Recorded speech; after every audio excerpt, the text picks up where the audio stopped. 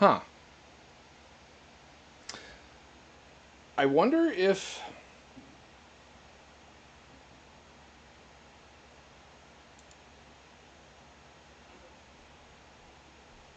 For those of you watching, uh, did my stream close when I went in there to edit it?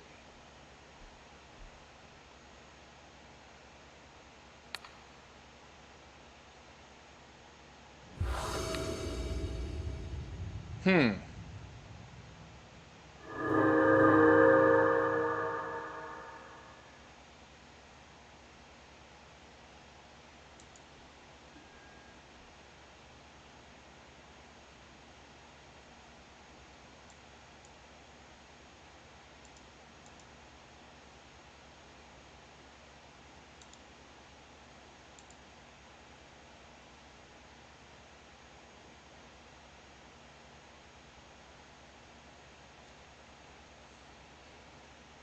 Oh my goodness.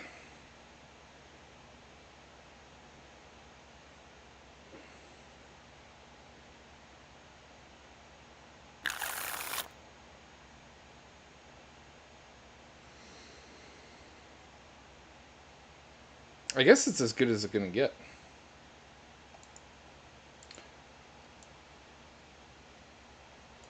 Playing against a Ludovic Ravos combo, Wart, Bogart, and Yaheni.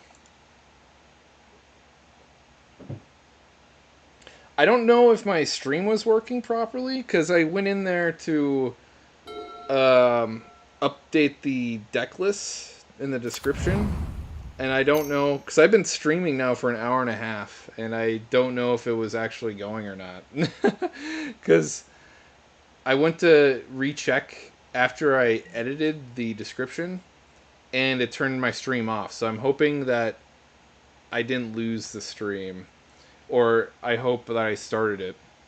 From my OBS perspective, it's always been going.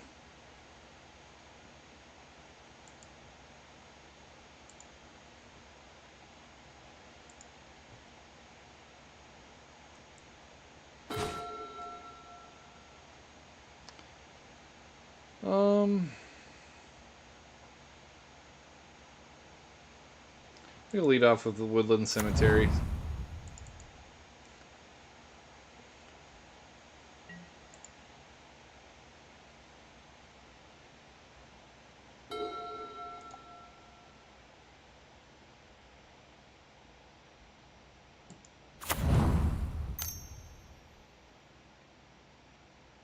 Really? That sucks. I'm sorry, man. I thought I had been streaming this entire time. You missed out on the first two techs and the first game with Baylen. I won the Baylen game, but I pissed everybody off pretty badly. I resolved an Armageddon on turn 6. And, oh well. As much as I'd like to make friends with everybody, I can't do that with everyone. Well, I'm glad you're here. Sorry that you missed out. It's my fault.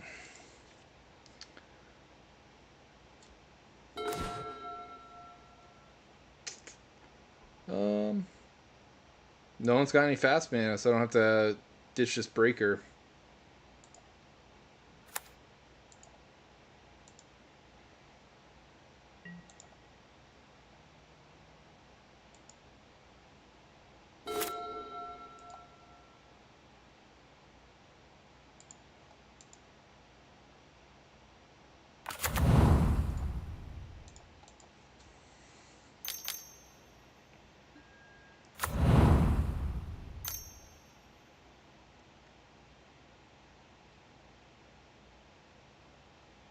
Thanks for the donation last week, by the way, man. I had no idea. Uh, all the bot told me was that I got a super chat. I'm like, oh, that's cool. I never got that before. And it was very generous of you, by the way.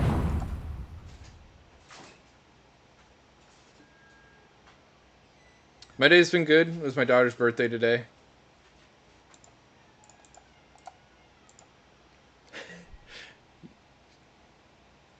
You can come in, babe. It's all right. Yeah, we went out for donuts for breakfast, and then we went to a children's museum, and we were there for most of the day, and we got lunch at a brewery. Kids naps, and my daughter got her birthday present, which was a little mini trampoline with one of those like jumping bars. She loves those things.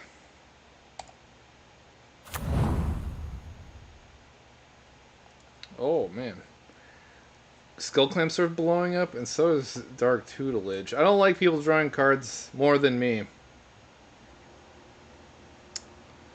In terms of, I guess I blow up the Skull Clamp now.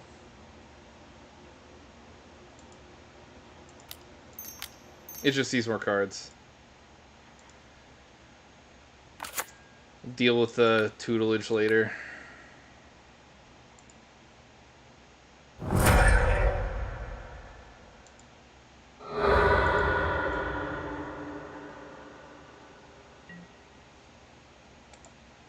Next turn I can play Oracle, and hopefully I rip 2 lands off the top.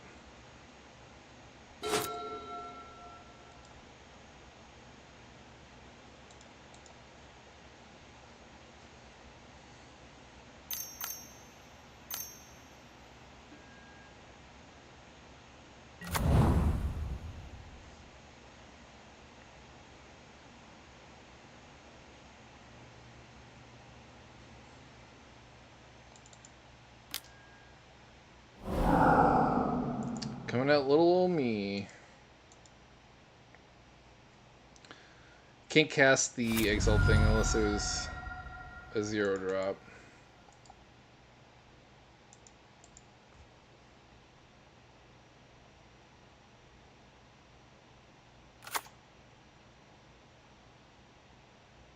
So, sucks when. Do you have kids? Might be a personal question. If if you'd rather not say, I understand.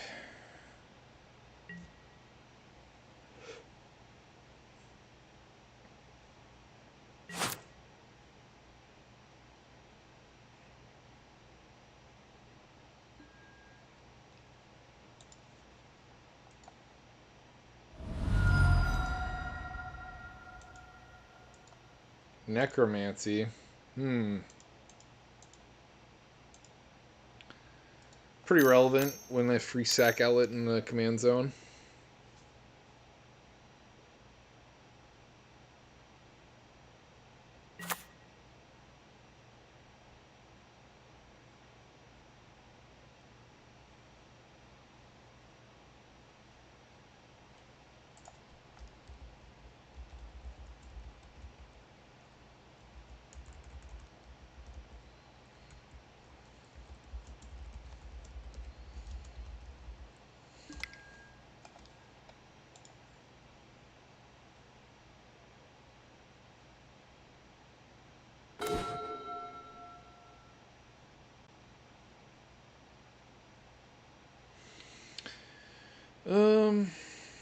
Yeah, let's get this Oracle down.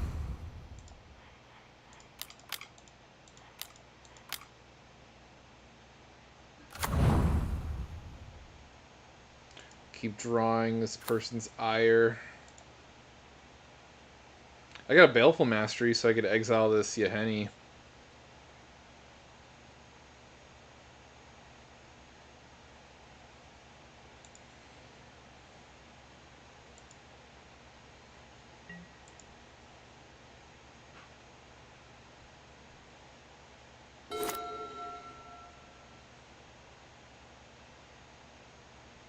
Next turn I could play Glarb and Power Stone. It's pretty nice.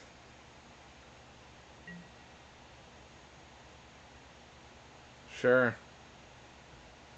My wife and I, we don't own our house, but we are in progress of making those steps.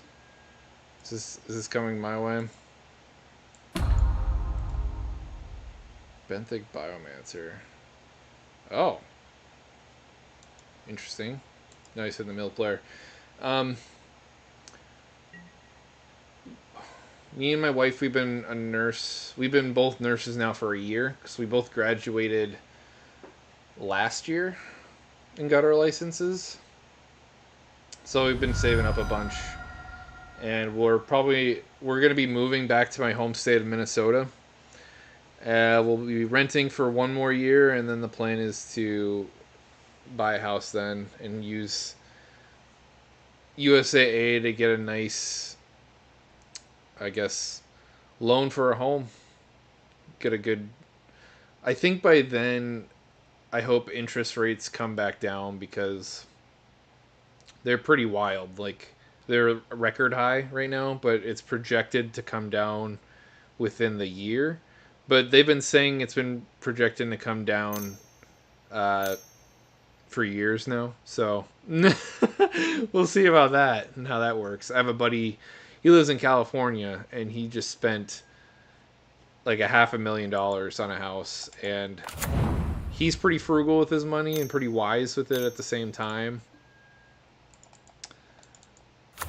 And chewing that bullet of the interest rate is extremely bothersome to him. The soonest that he could refinance it for that lower interest rate, he will.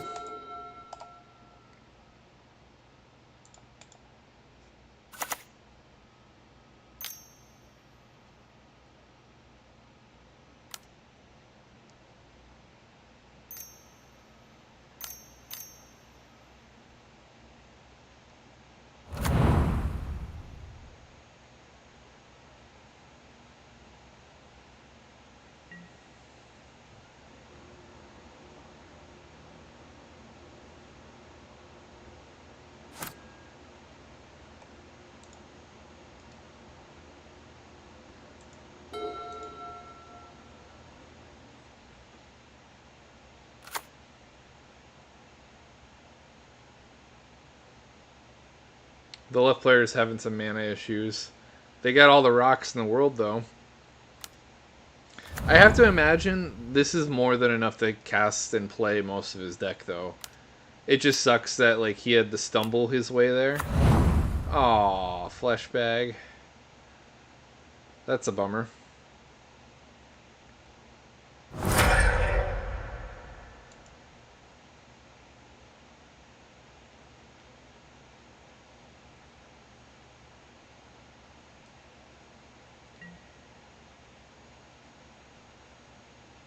So he does have a necromancy in his hand. He could bring back the flesh bag whenever he feels like it. So I got to make sure I have at least two things in play before I go for that play.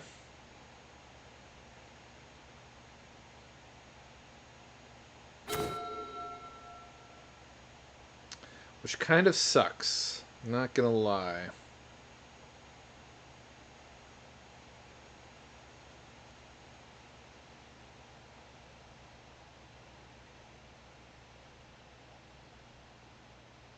Yeah, 1.25%. That's the dream. I hear it's at 8. It's like the average is 8. That's freaking wild.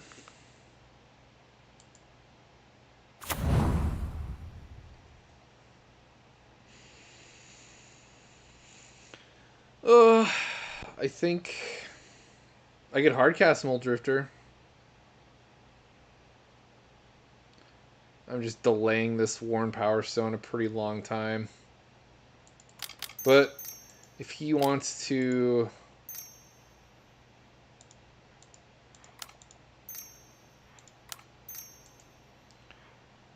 play his flesh bag, I wouldn't be opposed to it. Savvy Trader's pretty nice. Lets me cast things at a reduced cost.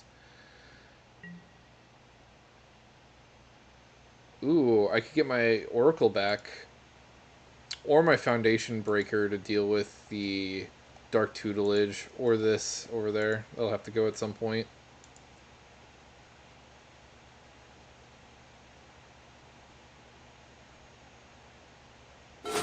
Oh yeah, the 50K homes.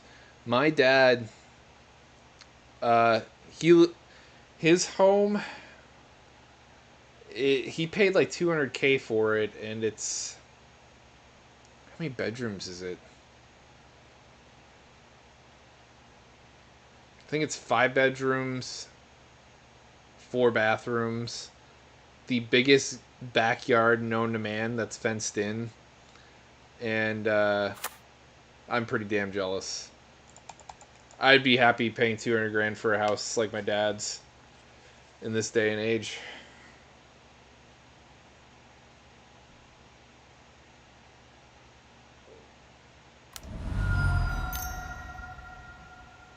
What sucks is like, um, you're paying $500,000 for something that I don't think is worth $500,000. I think 200 grand is a reasonable price for a home of that size. Two bedroom, 2 bedrooms. Uh, but like, I've seen pieces of shit going for like 750K. They're dilapidated with that many bedrooms.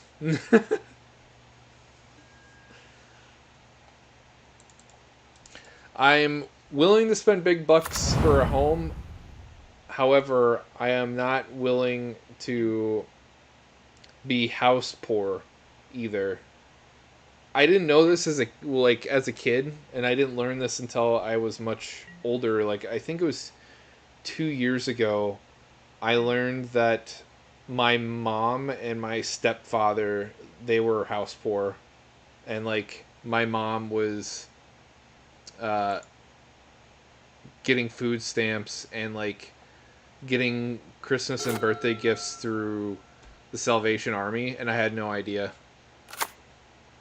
You couldn't tell based on like the house we lived in, but I was just genuinely surprised, and she was always worried about like me and my brothers finding out, and I had no clue, nor did I really care. I got a basketball for Christmas one year, and I was pretty happy. I had no idea that there was a reason why I only got a basketball. I guess I'm an easy to please kid.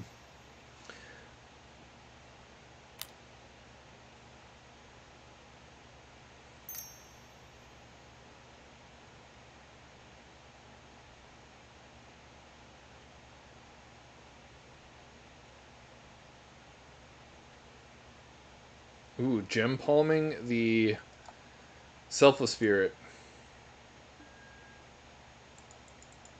It's gonna force them to sack this now.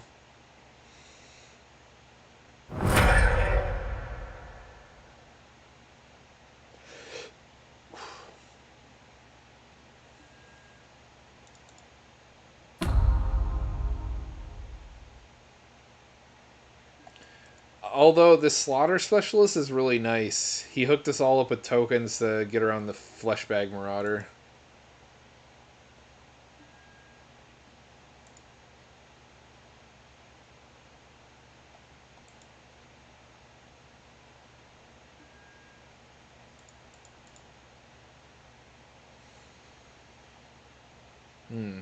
I do have 7 mana on my next turn. I think I'll play Savvy Trader, exile my Oracle, and then cast the Oracle to drop another land on my next turn. What's great about these like control lists is you don't need your commander in play for it to function. Uh, Glarb is just like a cherry on top.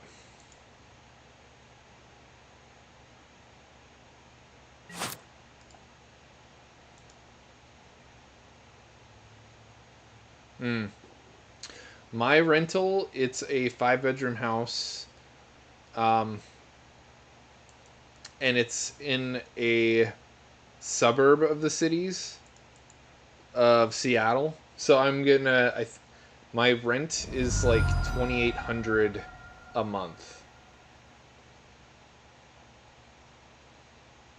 Oh yeah, this is NTGO, by the way. Welcome, TCG dude. I don't think we've ever met. Are you sub? If not, I do this every Thursday. I play games, record, and I break up the videos and release them throughout the week. My weekly videos are much more fun, though. I cut out all the boring stuff and add some fun overlays and animations and clips.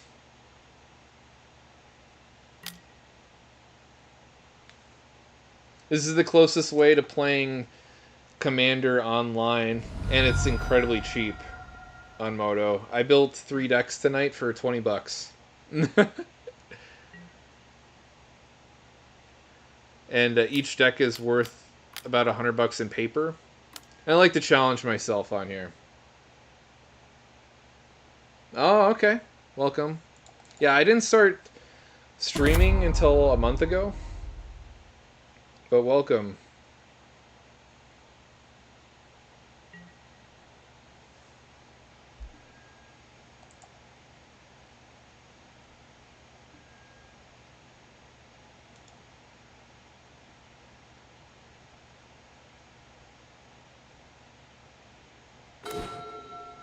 Oh man, this Savvy Trader is going to feel so good.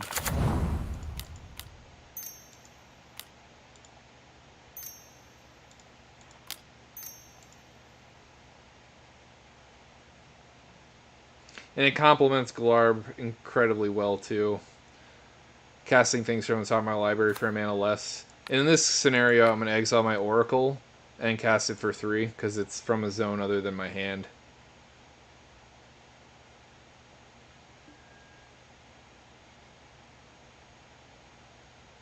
Oh, okay. I use GoatBots. GoatBots is way cheaper than Mana Traders. Or is Mana Traders the online format, which I haven't heard personally.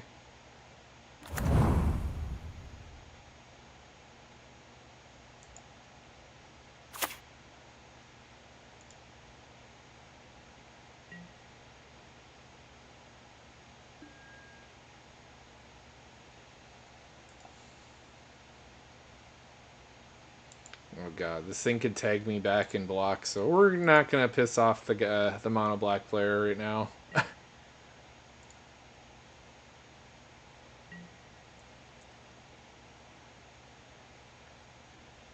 I got an E-Wit so I could blow up the tutelage.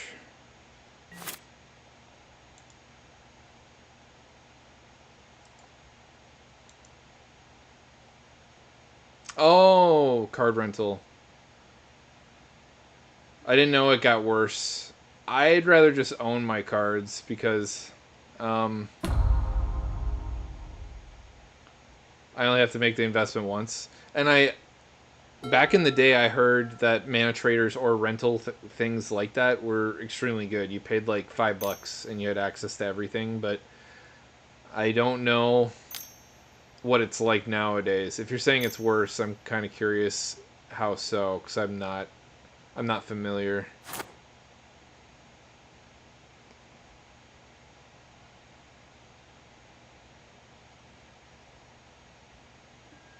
Damn, this guy's Mana Rock City.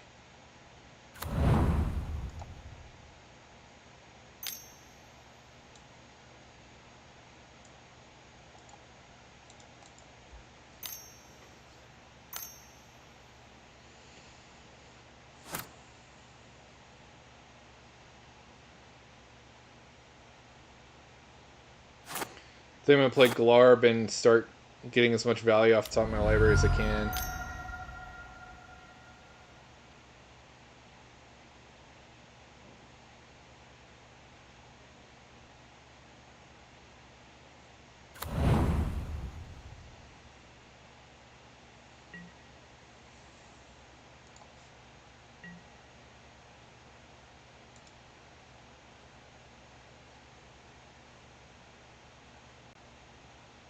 My decks are pretty janky, especially for Moto, because Obviously, you could play really powerful decks for less on here. Like my Baylen deck in paper is $100, but on here it's less than 10 ticks, and I won on turn 6 with it.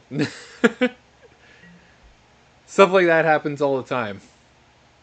But uh, people are playing with a lot more money than I am because like $100 on here travels so much further. So I'm kind of playing with my hands behind my back, and it's good because I designed these decks for you to compete with folks in paper trying to pub stomp you, or at least giving you a fighting chance. And I purposely put myself into that element with every lobby I join on Moto. Everyone's operating with a higher dollar value in their decks than I am for the most part. And I don't tell them that I'm playing with a 10 ticks deck because, for the most part, I think that just would piss people off to know that they lost to a $10 deck. What on earth? Whenever a goblin comes in, each player flips a coin, and then every time we flip a tails, we sack a creature. Oh god. What a funny card. This game has been a godsend though. No one's played any fast mana. Usually that's I expect mana crypt at this point. Or even in casual tables on Moto.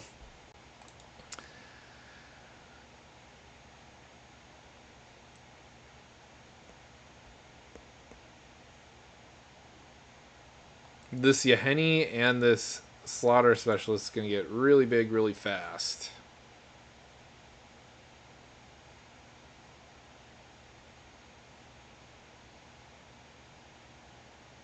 I can tell you this, I'm not going to be a big fan of Goblin Assassin because it's going to pass priority to all of us and it's going to make us choose a coin side. And it'll just take forever to resolve this trigger. Probably would avoid playing this card on Moto.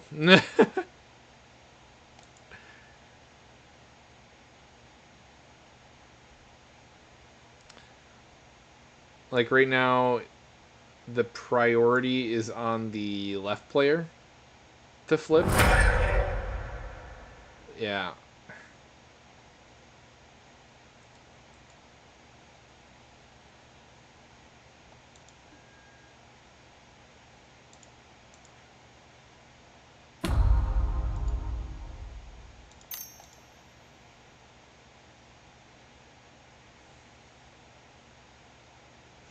I do feel like the Yaheni player and the left player benefit the most from this. So I'm not entirely sure why the Goblin player is doing it.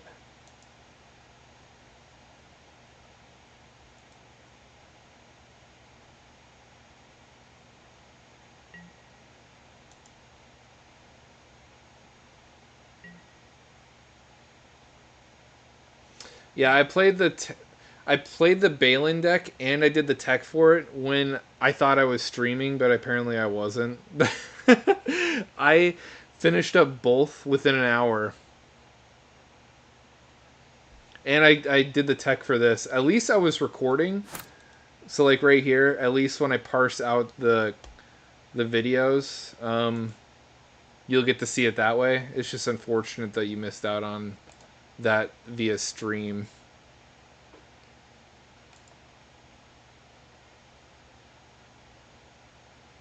This is the second game I'm playing tonight.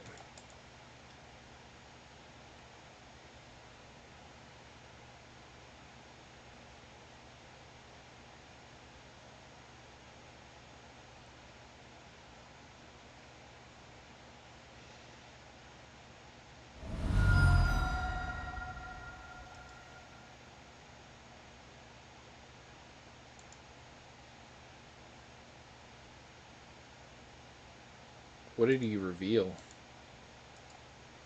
Life's Finale. It's a board wipe.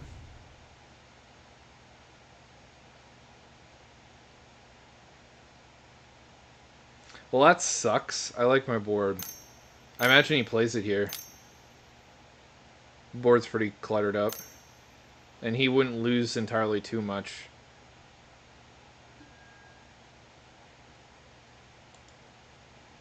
Tutoring.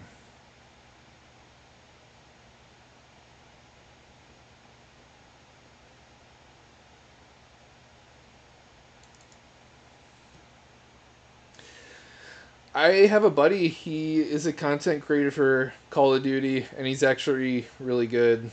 He's in the top 5% of players. What sucks is he gets accused of cheating all the time, and it's unfortunate uh, because of it, he has a camera over his shoulder, and he has a camera on his hands, so people could see whether or not he's using any kind of hardware or to manipulate his game, and he's not, and people still don't believe him. It's a brutal world to be playing Call of Duty at a high level. And what also sucks is he gets accused by pros too.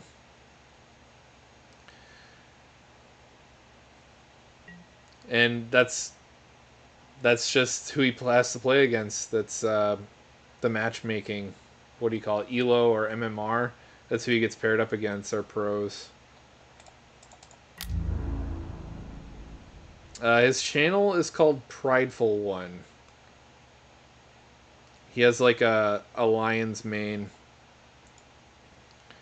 And he's actually a good friend of mine. I met him when I was in the military.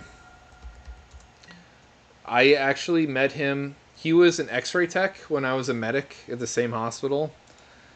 He was at the CT looking at magic cards. I think it was the spoilers for original Theros. And I was like, oh, man, you like magic? And that's how that friendship started off.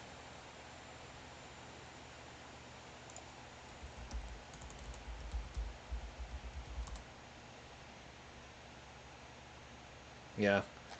He looks like Keanu Reeves a little bit. He's got really long black hair.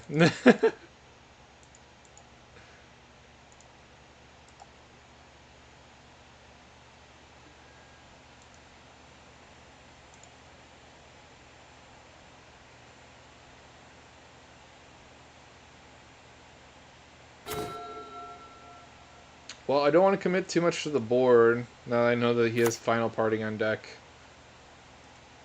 And he put Villas Broker of Blood in his graveyard, so he has intentions of animating that with his necromancy. That's brutal. Hmm.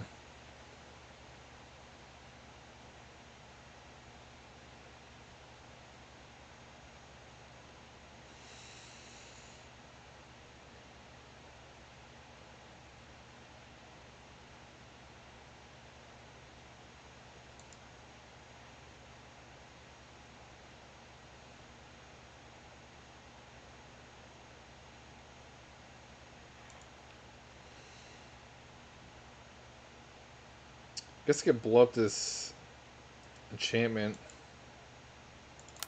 Why not?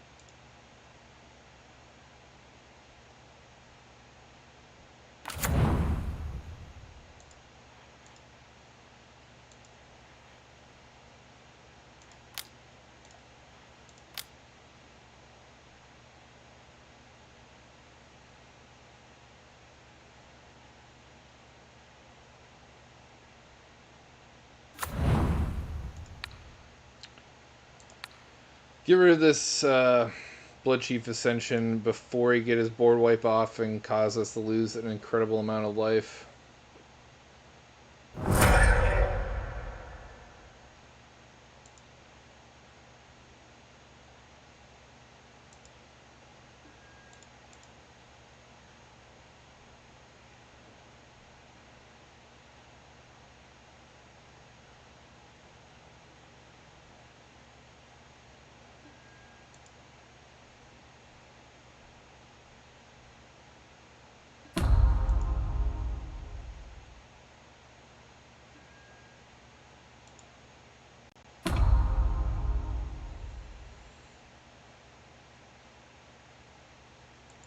And you leave the Baleful Mastery up for you, Henny.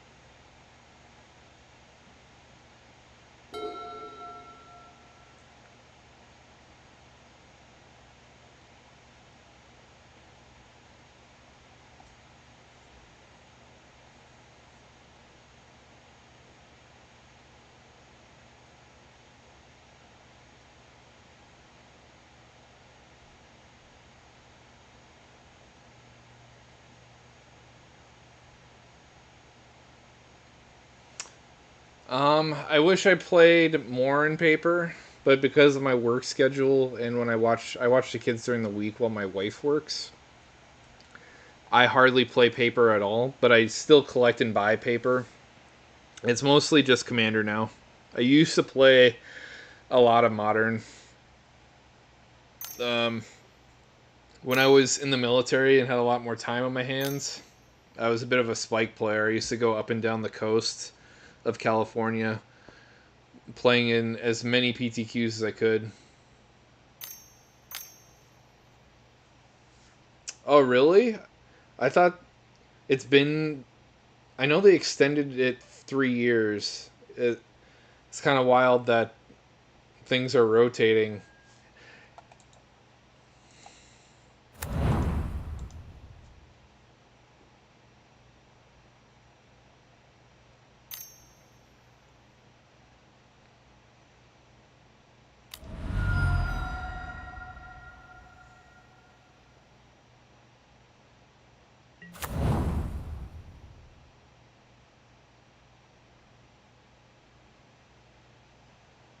The reason why I still buy Paper Magic is there will be a time when um, my kids are in school or me and my wife's work schedules will line up more.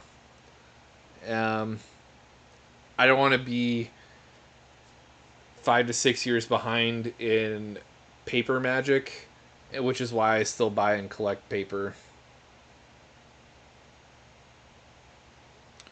And in terms of collecting and buying, I only buy one copy of anything, just for if I ever want to play a EDH competitive anything that requires like a prize pool and you can't play proxies. I have the real deal in my house somewhere.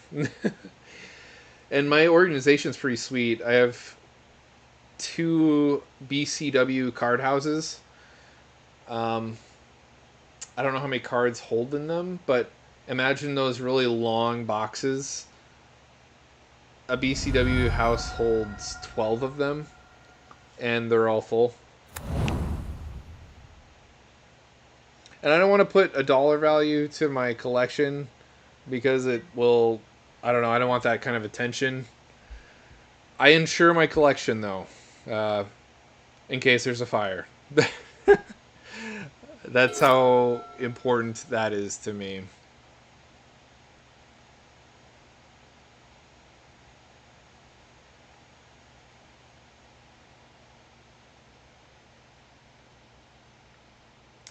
I also have a spreadsheet that I submit to my State Farm agent every month because I buy Magic cards at least monthly.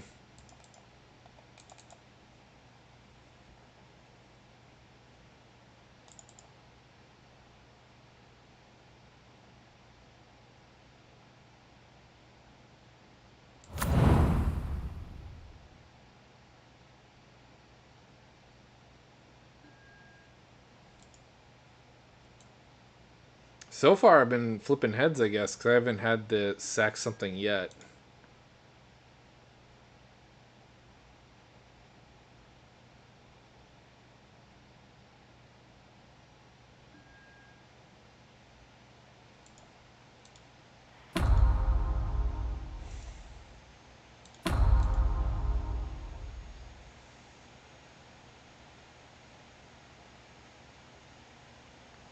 I think it's crazy how we have a 50-50 chance and things have gone on as long as they have.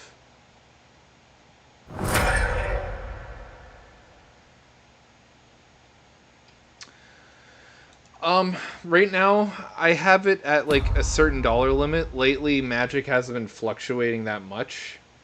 Um, during COVID, my collection had fluctuated so much that I broke the cap that they would insure. So that was kind of scary. I was like, I hope my house isn't burned down uh, while my collection is worth as much as it is. It was literally at its peak value at that point. But as long as I'm around like a certain bracket, uh, my premium doesn't change. But if I should go below or go above a certain bracket with my group, um, my premium changes.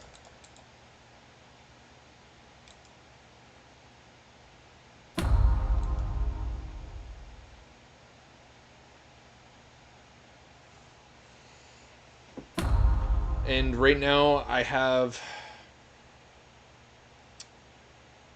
just the whole thing covered right now in my spreadsheet, including the things that are worth pennies.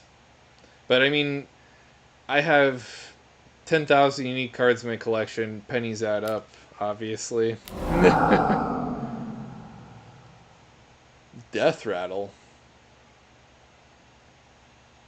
I didn't even know this card existed.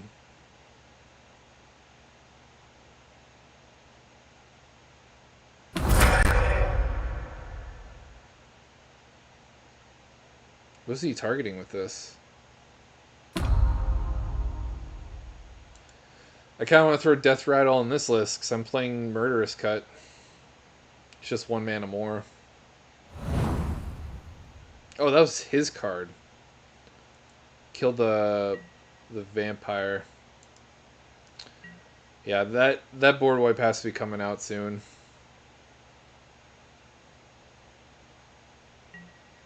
He's got no reason to hold on to it.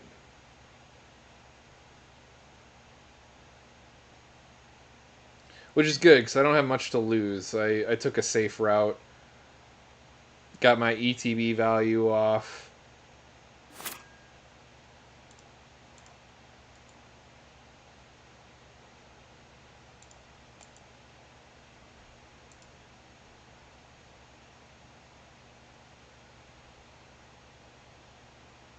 Reveal the land. Ooh. Um... If he uses the yeah, he's definitely an animated Villas. If he sacks Yahenni to it to tutor, I'll be okay with that.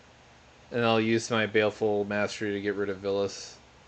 If he's gonna do us the favor of killing Yahenni for us.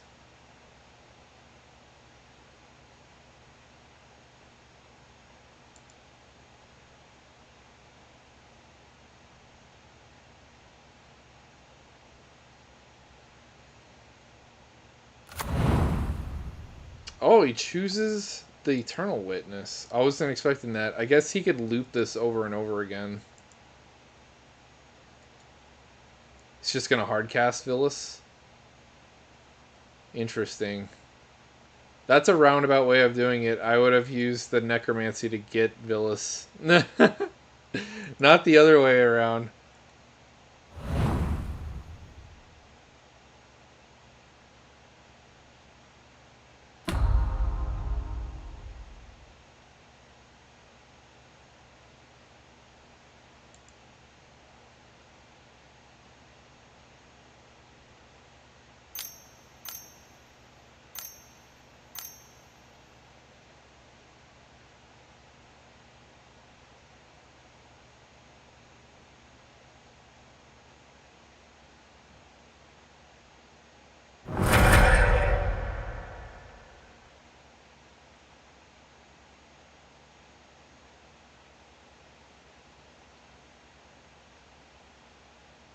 Nice.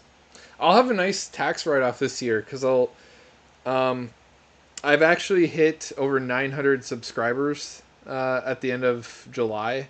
I've been averaging around 70 to 100 per month, so I should hit 1,000 this month, and then I could write off all my magic expenses related to the channel for taxes. That'll be nice.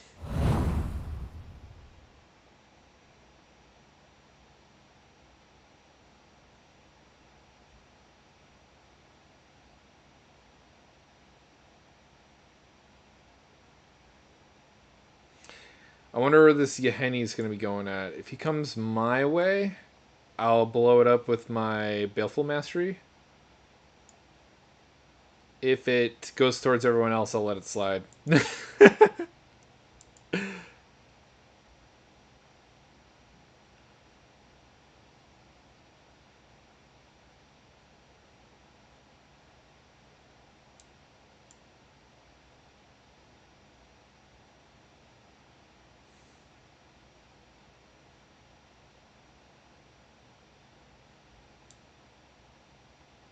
The middle player disconnected. Uh-oh. This is a lethal hit. Kill someone. Oh, he's coming my way. Well, we ain't tolerating that.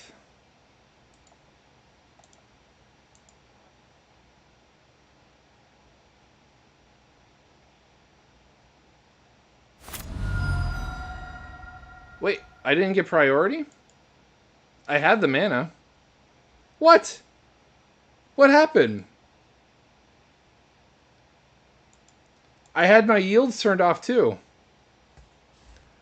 Oh, that's such bullshit. I had the answer in my hand. I could have exiled this.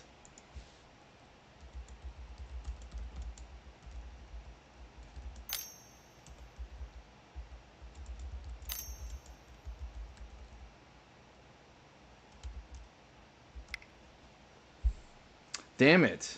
I have to play another one. That's a real bummer. I feel kind of cheated.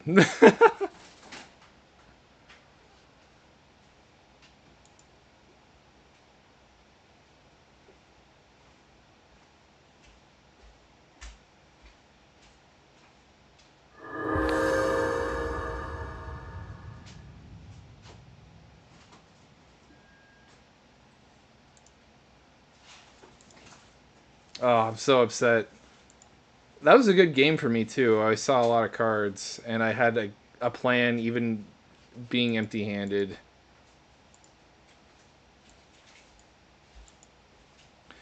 Lisa, Nekisar, and Savala.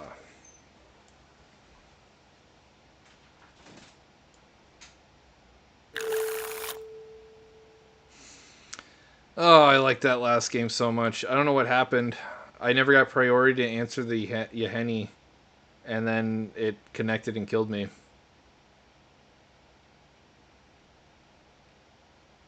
It might have skipped through my phase because um, it wasn't checking that I had an alternative casting cost, if that makes sense. It was like, oh, this costs 4, you can't cast it, we'll let it hit you. Good night, dude.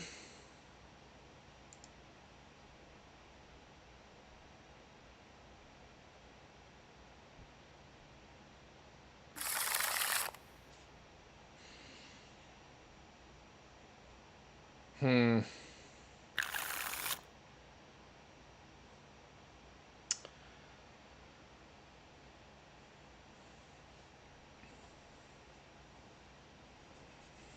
Five lands. Yeah, we'll play it. You're gonna have lukewarm starts to this deck no matter what because of the Karuga as the companion.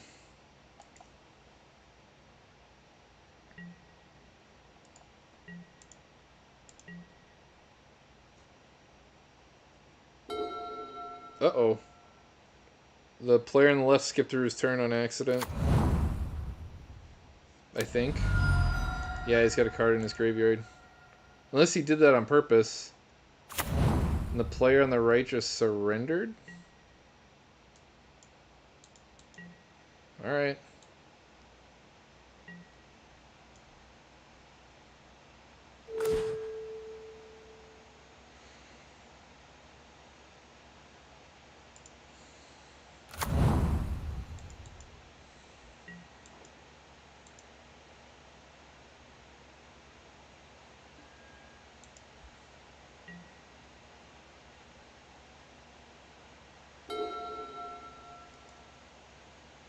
I wonder if the player on the left realizes that he yielded through his turn.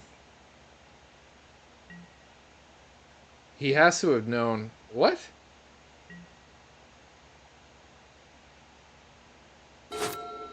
So he's taking 2 turns off. I guess purposely. He went through his turns so fast.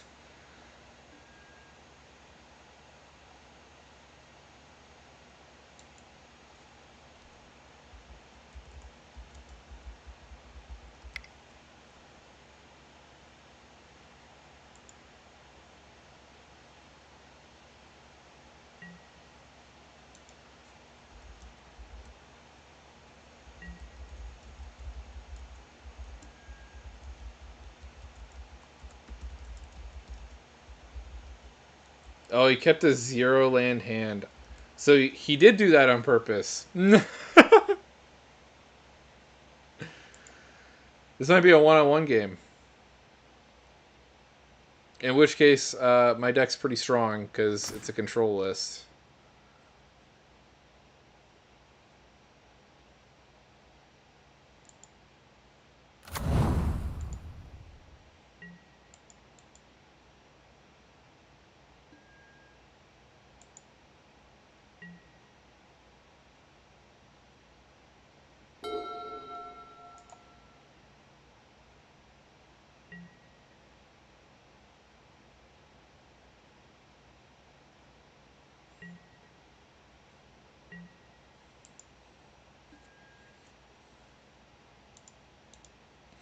I like the spirit of this guy. He's sticking around.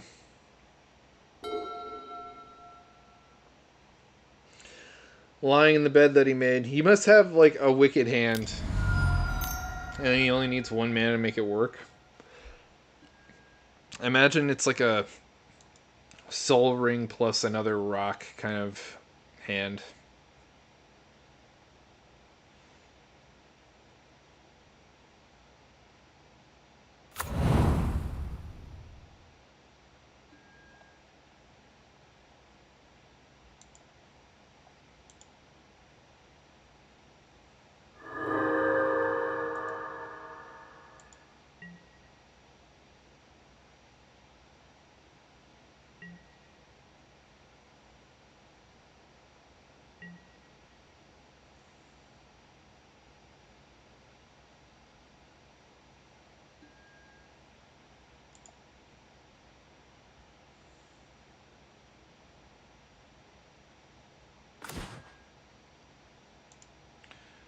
Well, get an early Glarb down.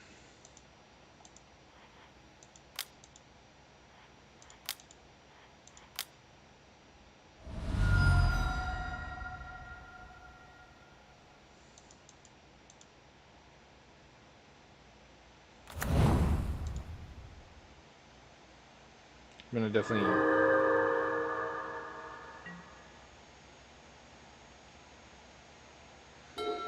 turn a yield on for that.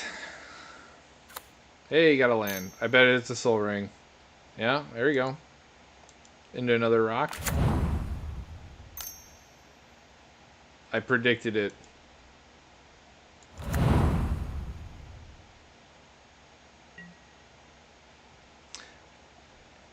What's hilarious is we're not even that far ahead. He's actually now further ahead than the player on the right because he missed a land drop.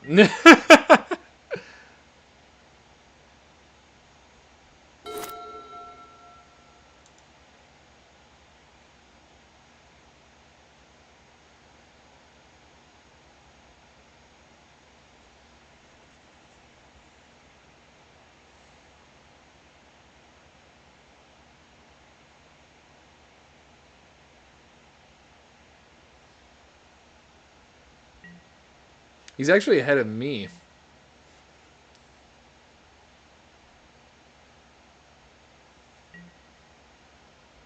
Come to think about it.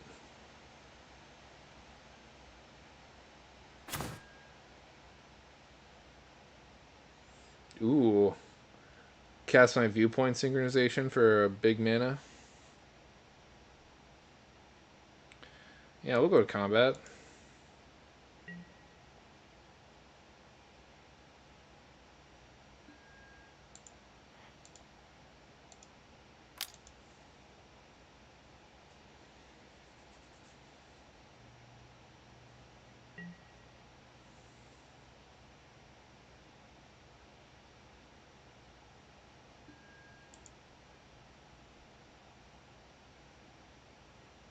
If he rips another land off the top, he actually could cast Nekisar.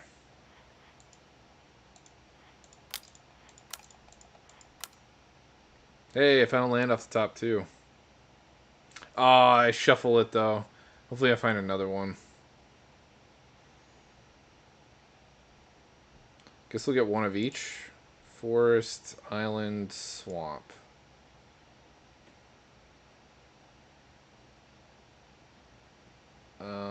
Put the forest and the island into play and the swamp into hand.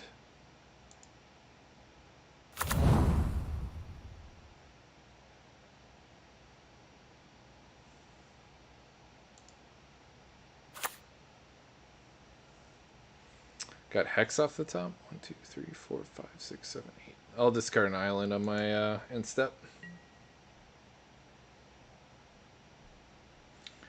Glarb, you dirty boy.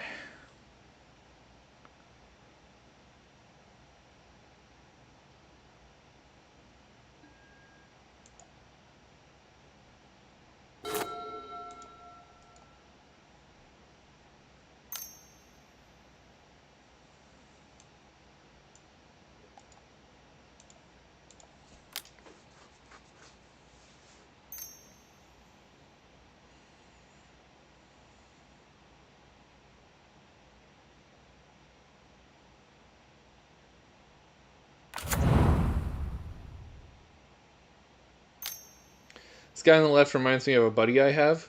He plays 20 mana rocks in every deck he plays and builds.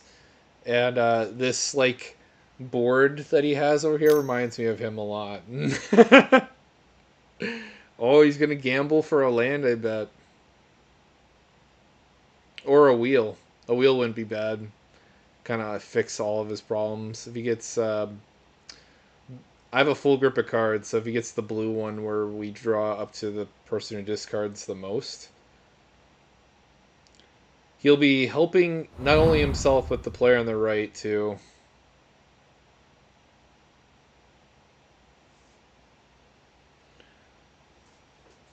That's probably a godsend. You got rid of that. That's probably he was probably never going to be casting that anytime soon. Triple black.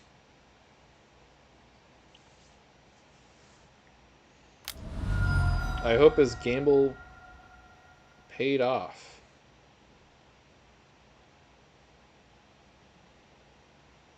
Ooh, I wonder if he tutors for something that lets him peek at his hand and makes him discard it. That'd be hilarious.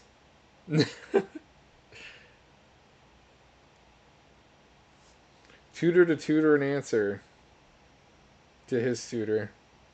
I doubt it though. He's been missing a lot of land drops. He probably got some fast mana of some kind.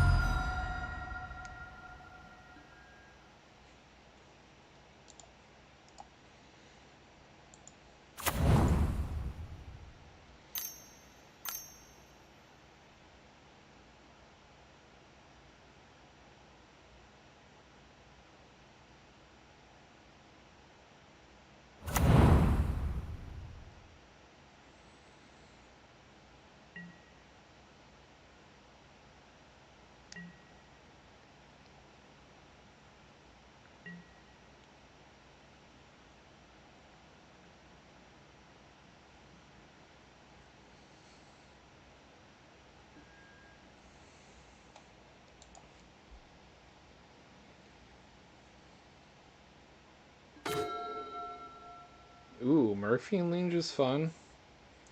Get to surveil on everybody's turns.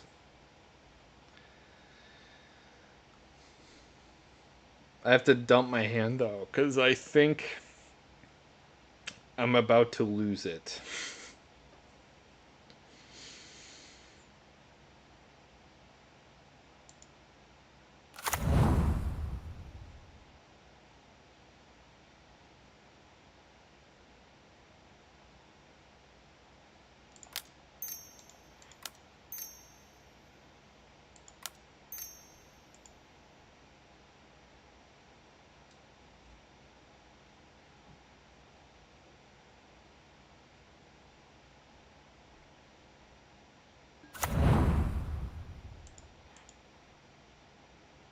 I think I'll exile the Solemn because it's two permanent types.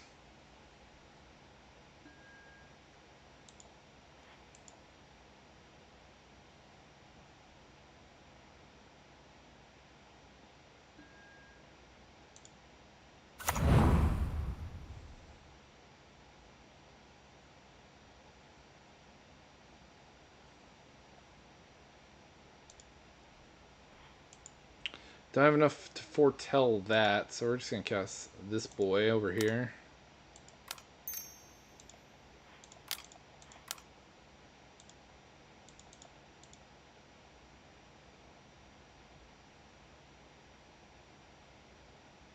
This helps me get around the Blind Obedience quite nicely, so I'm not as vulnerable now.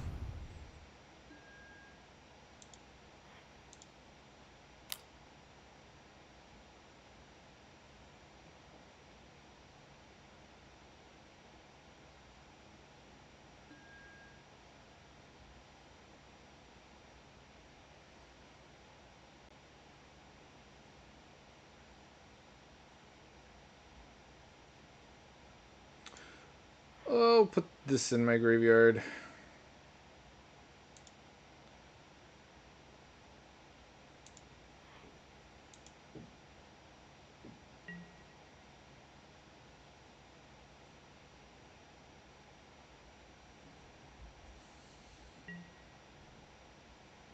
Maybe I should put both. I think I made my land drop for turn. Yeah, that was kind of dumb of me.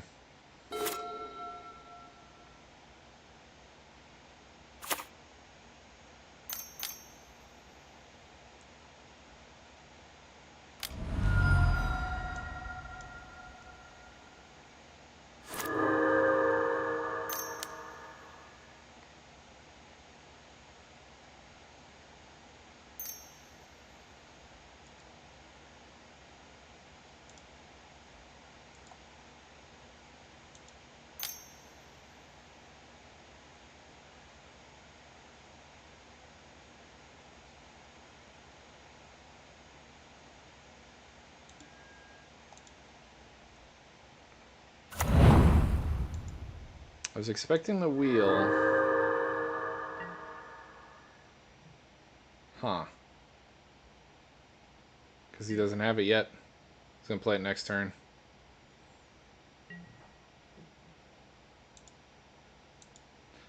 Definitely going to activate Glarb here. Yeah, I should have pitched this in my graveyard. I had 2 lands in hand already. I forgot I had made a land drop for turn, and that's why I made that decision. Lack of memory.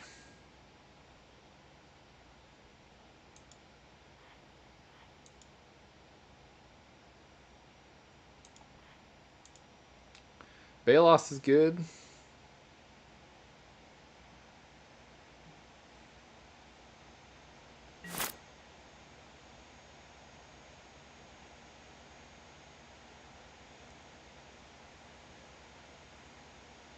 My Tachiova counters the Nekusar pretty badly.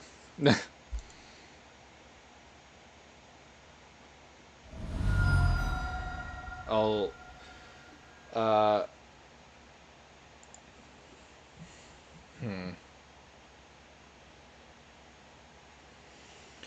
In a weird way, I guess it breaks it pretty badly. I only get the trigger on landfall, so maybe it's not as good, but I'm still gaining life instead of just straight up losing it for drawing cards.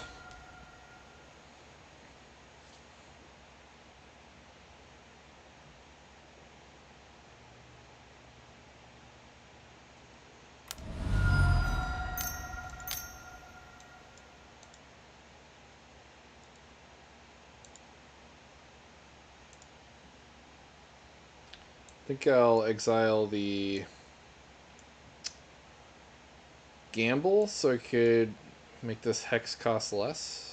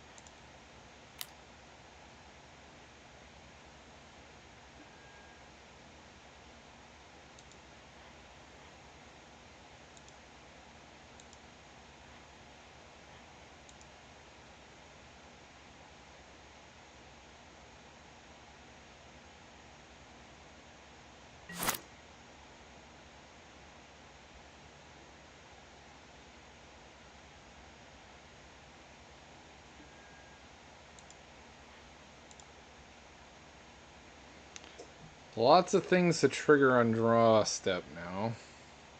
No. No point.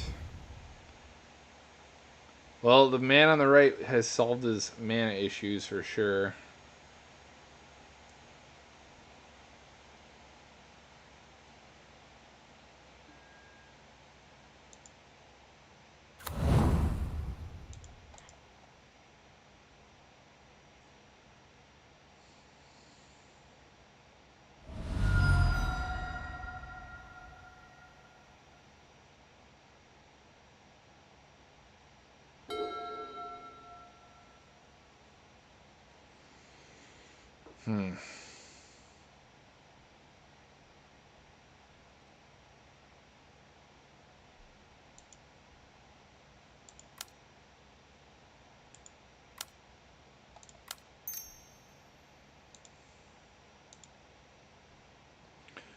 Get this Baylen down.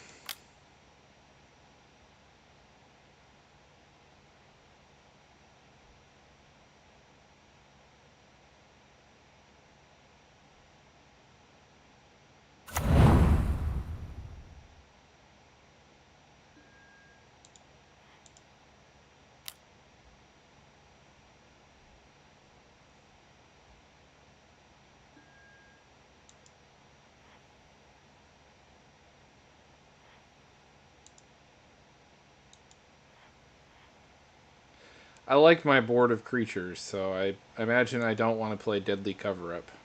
Chupacabra, that's perfect. I don't have a double black source, which is the crappy part about what's going on now. Because I would be able to cast it. It costs 2 less right now. Darn. And then I shuffle it away due to escape tunnel.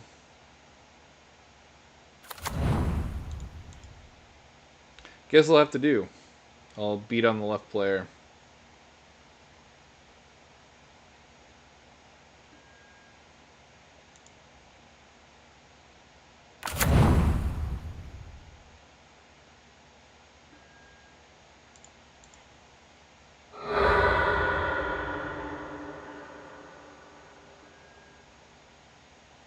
Definitely need a swamp.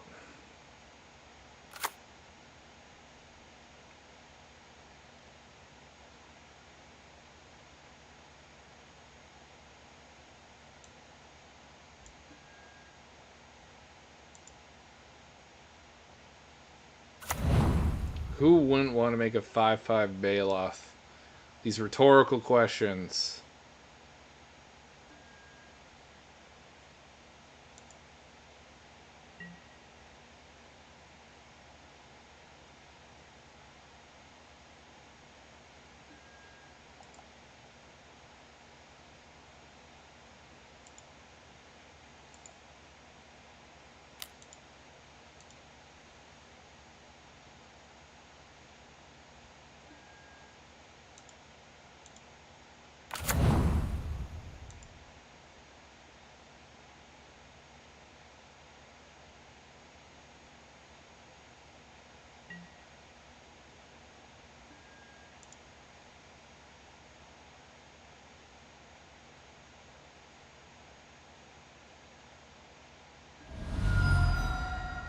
I guess I could play Uro.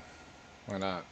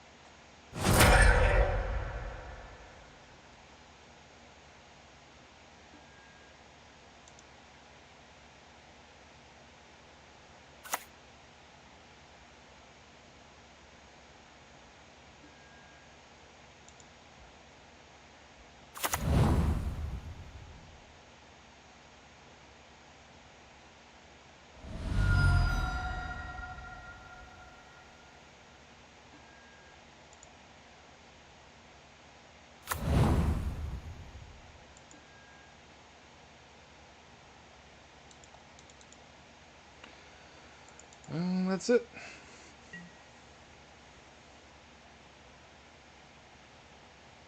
Smurkfeed Leech has been doing some work. Been churning through my library like crazy. I've seen a full grip of cards more than everybody else.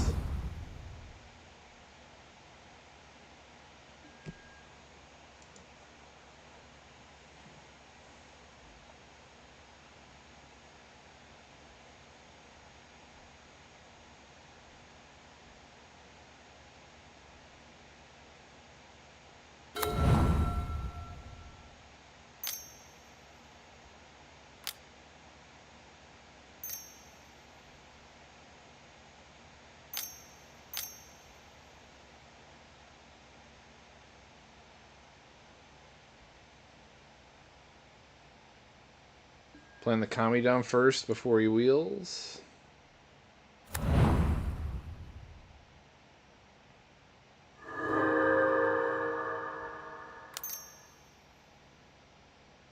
Puzzle box.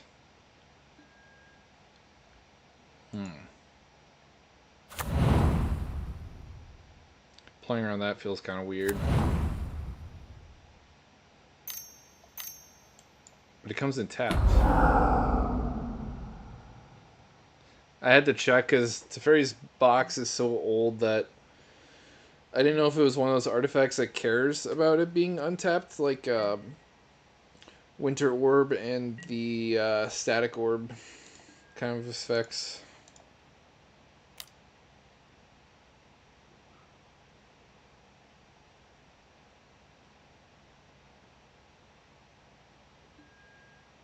Oh, these are going straight to the bin.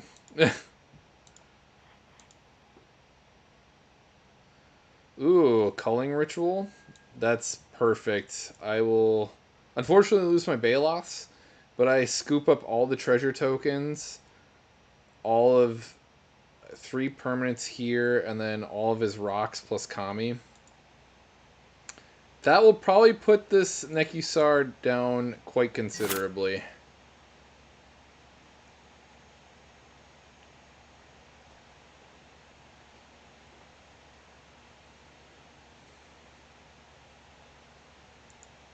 I also love Glarb in that he doesn't reveal the top of my library. I get to look at it.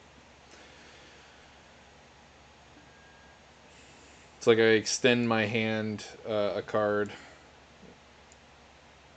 in terms of game knowledge.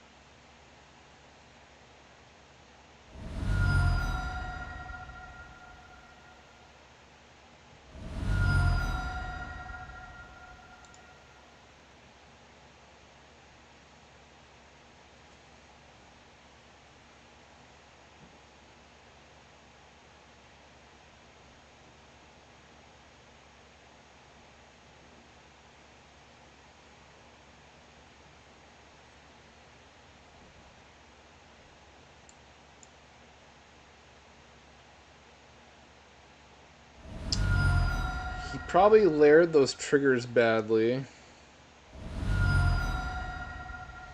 He should have boxed first and then drew the card off of Kami.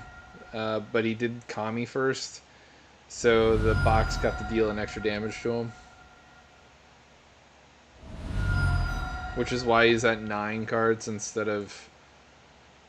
Well, he would have been no matter what at 9, I guess, but he would have taken a lot less damage from the Nekisar.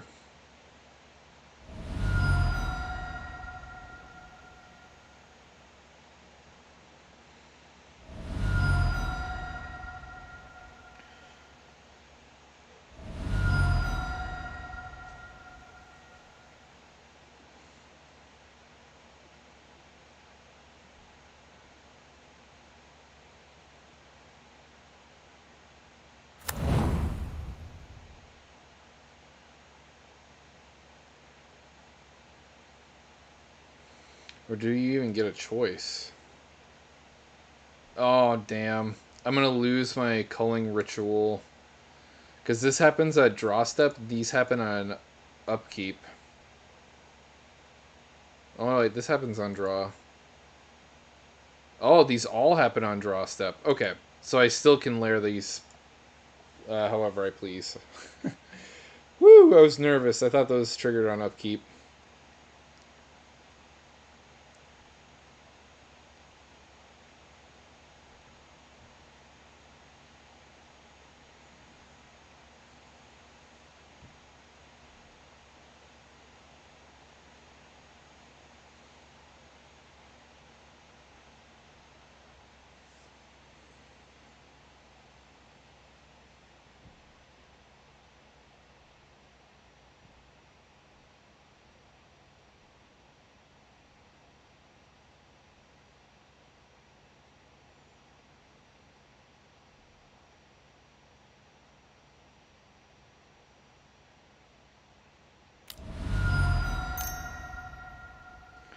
This could be a board wipe too. You just saw a fresh grip of cards. I don't know if the Dark Ritual is necessary. He's got 5 treasures on deck and a Soul Ring. Maybe he wants to extort a lot this turn.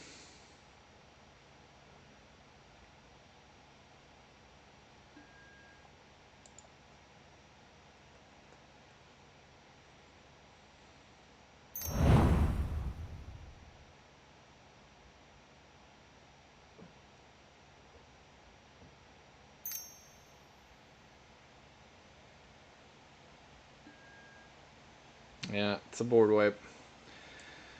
I had my fun, I suppose. I would have loved to get in for a bunch of damage.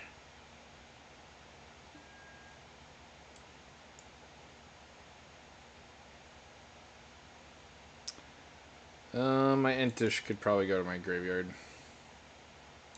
I'm doing plenty good on mana right now.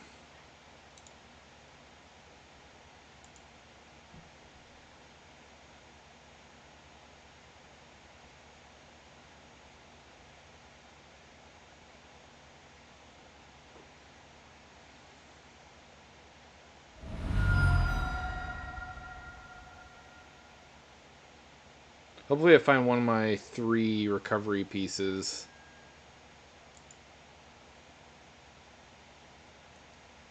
And on another positive note, the Nekisar isn't hit me for a ton of damage anymore.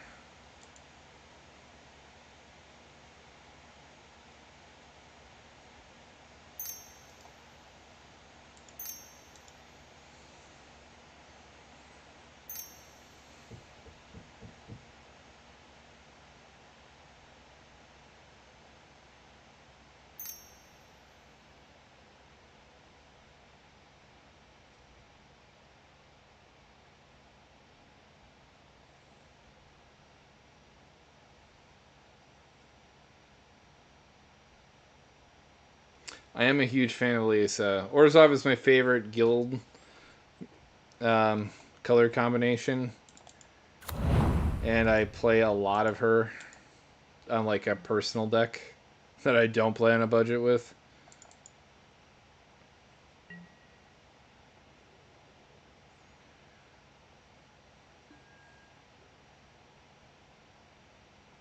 Okay, so I should be prompted. It doesn't matter now. It's just the box that triggers here.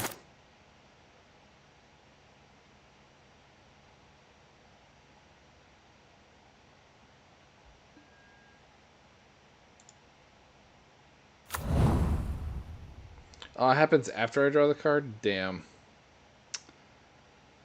Oh, that sucks. I had an answer for all that.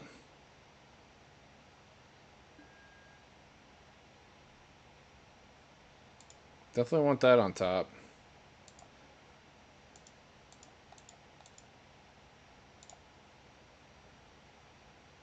Who knows? Maybe I'll hit... I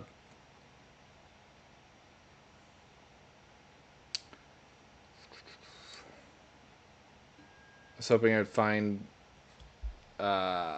Pernicious Deed.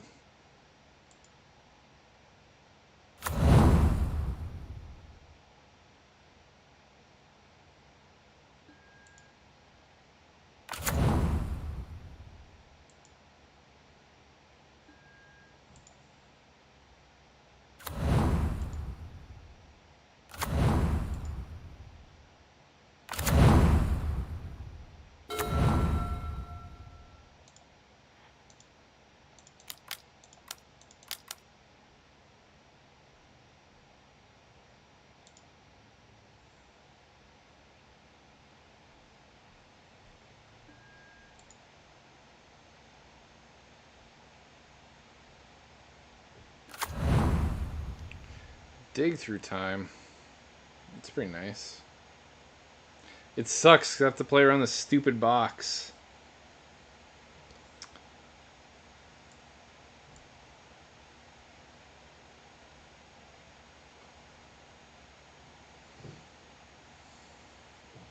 Yeah, I think ramping is the safest bet here.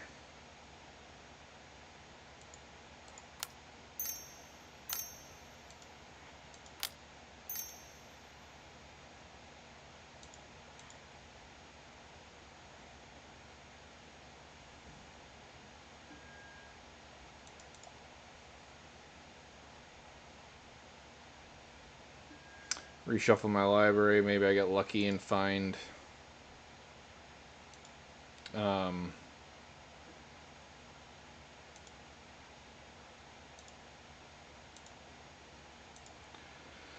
refine my culling ritual or something to answer the blind, or sorry, the smothering tithe. It's getting a little annoying.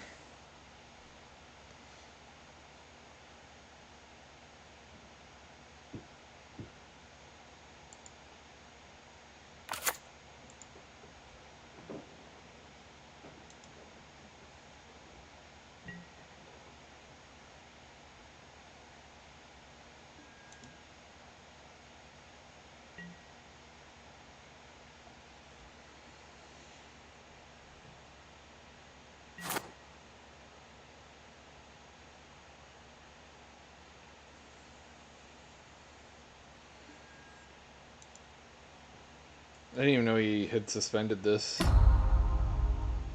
It's the first time counter. Oh, it has 3 on it? He's 1 away from casting it for free?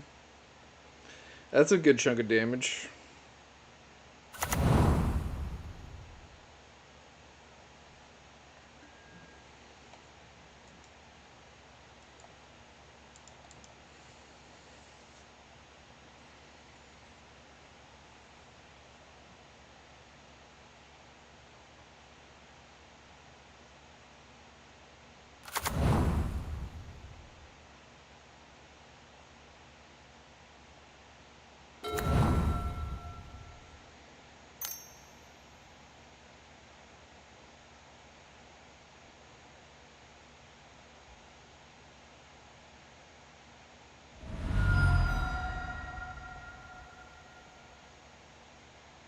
I think it's crazy that the draw step, you still see the card. And since it says the beginning, you would think that it happens pre-draw, but maybe it all happens simultaneously. That's why I thought my calling ritual was safe. But I learned something new about Teferi's puzzle box today. It's just a... You don't see it often. You see it in Nekisar decks for this reason, is it just does a ton of damage, but...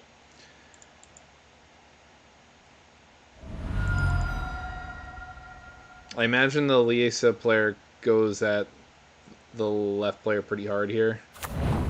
The Wheel of Fate's about to go off.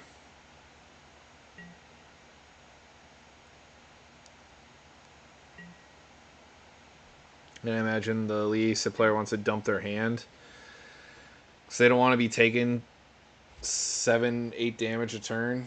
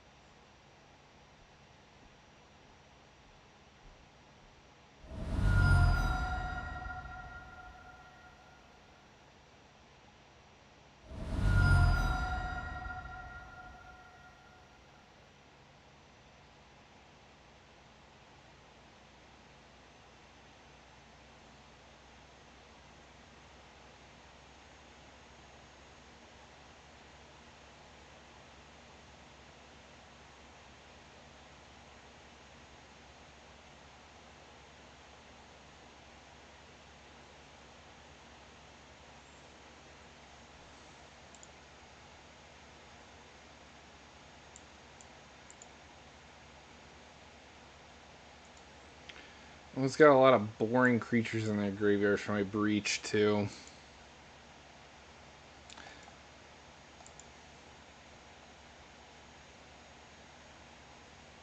I guess I have Murkfeet. That ain't bad to bring back.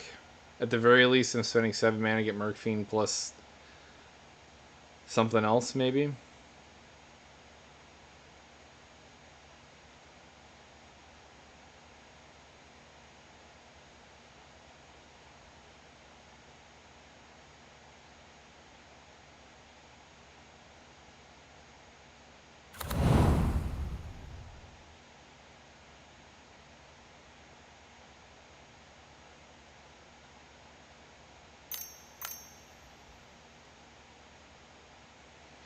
It's got a lot of mana to play with and next door enabler. So maybe this life total is not very concerning for him.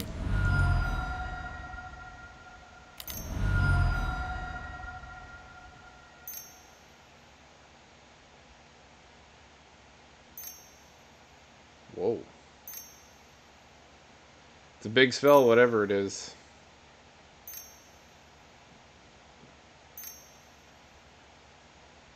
Feels like something that puts a bunch of tokens into play.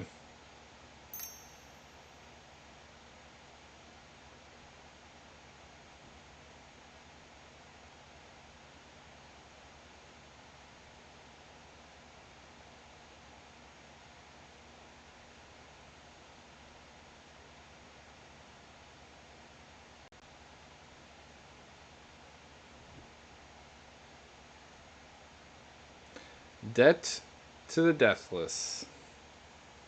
Alright. So the left player dies, and I'm very close to being dead.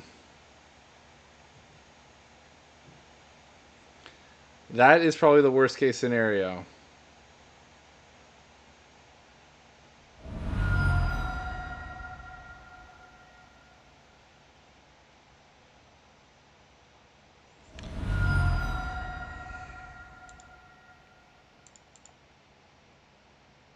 I go down to 3, and then I cast one spell. And I go down to 1. Excellent.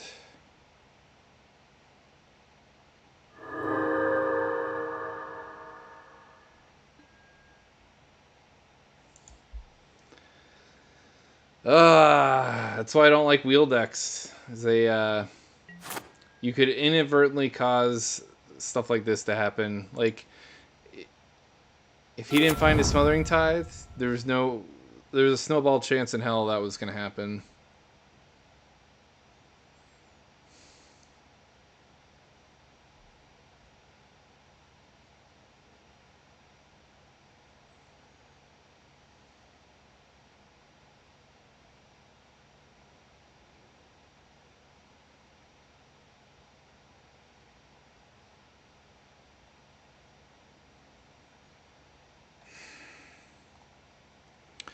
I guess I can. I'm going to try and dig for our removal piece to deal with this for now, and then hopefully gain enough life with Grey Merchant to survive a Blighted Obedience trigger.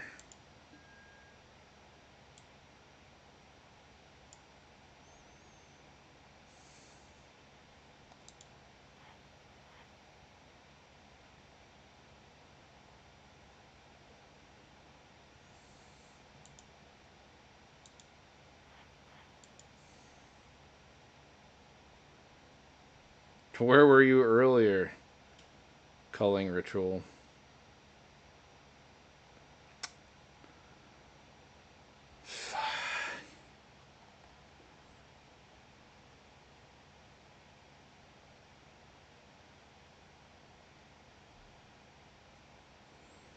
I could cast Uro, get a little bit more life, play an additional spell. This feels awful.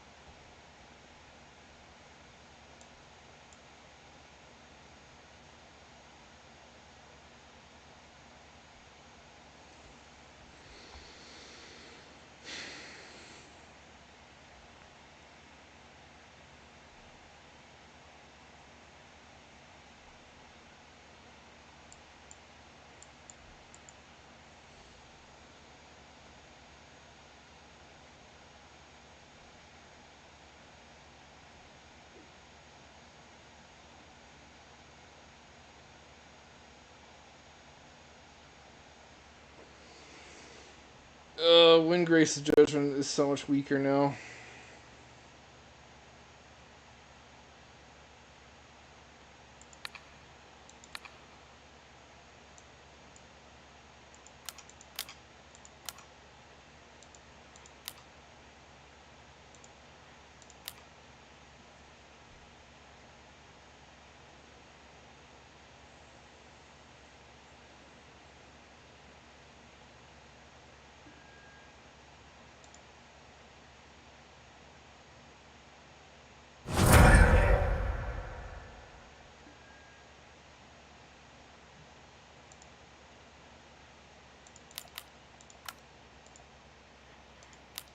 Now I survive the X-Door trigger.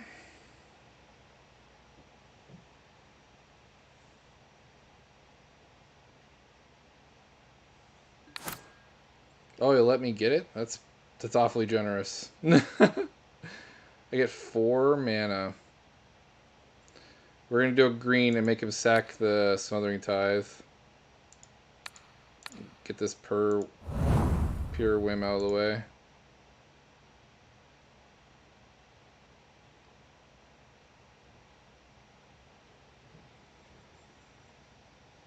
Should have sacked your treasures in response, but I guess he had his yields turned on.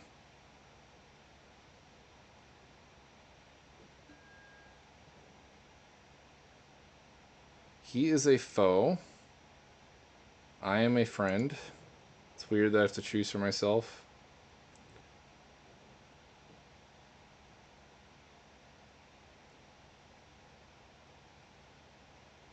We'll get a ghost quarter so I can blow up one of his special lands.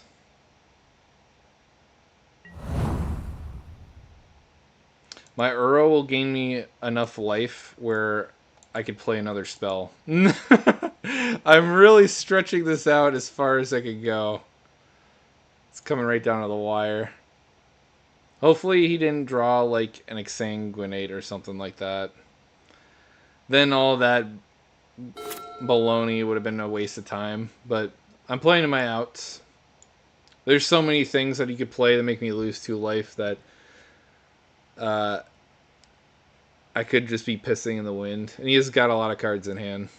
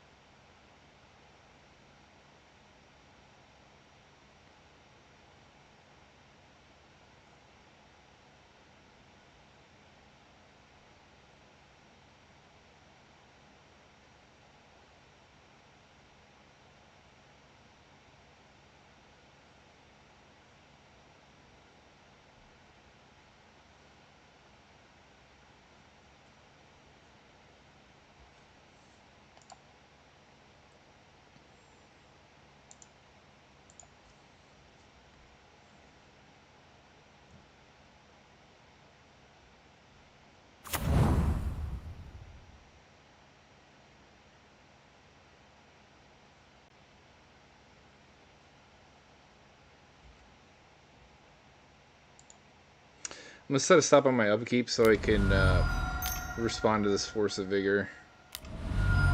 Or my draw. Because he doesn't have anything for me to blow up, so there's no need for me to draw it. I hope this is just his commander. That's honestly his best play. Because then it forces me to play around his commander. I'm at 2 life. Cliffhaven Vampire. Alright.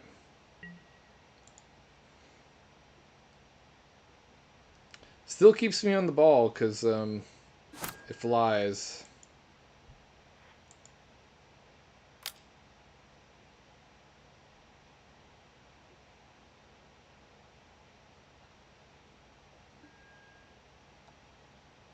Ooh, Curtain's Call's handy.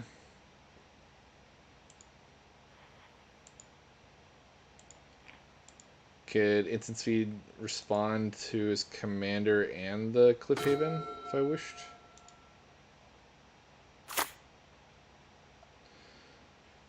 Eternal Witness, that's also pretty awesome. We're still breathing here.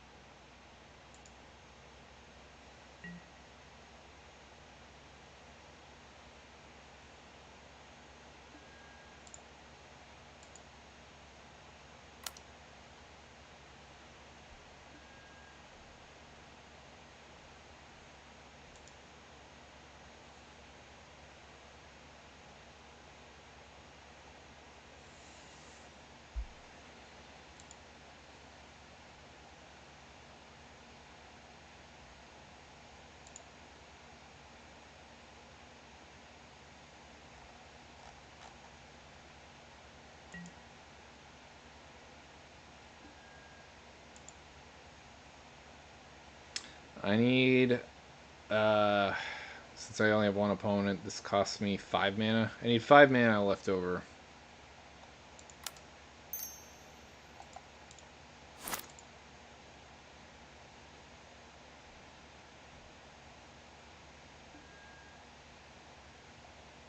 I have enough for Breach the Multiverse 2. Let's do it. Maybe I could find some fodder for Grey Merchant here.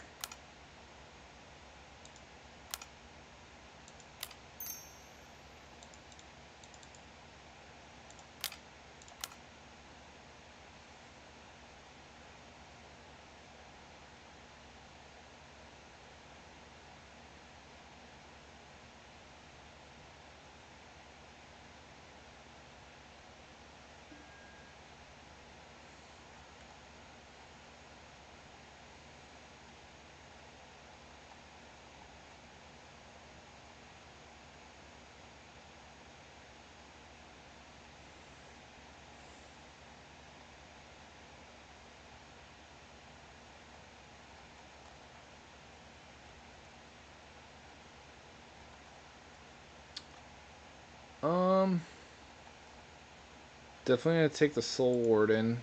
Fortunately, that's my best pick from that guy. Not my finest work. And I think it might be Archaeomancer.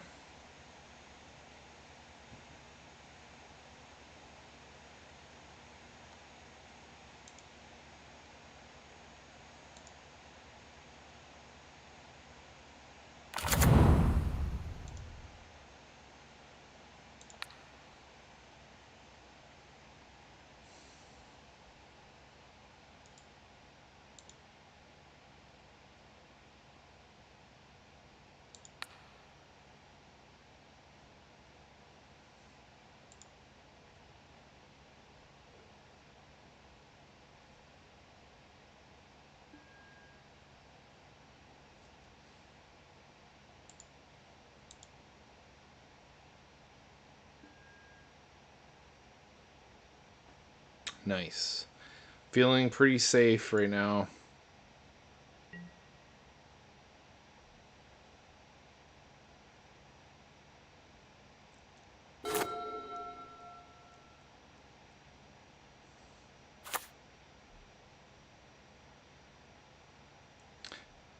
The mistake here would be playing Lesa first, because then I could pick up 2 things with Curtain's Call instead of 1. You should go to combat first. If he goes to combat first, then I have to use my single target spell. Ooh. Now I gotta play around the Greaves too.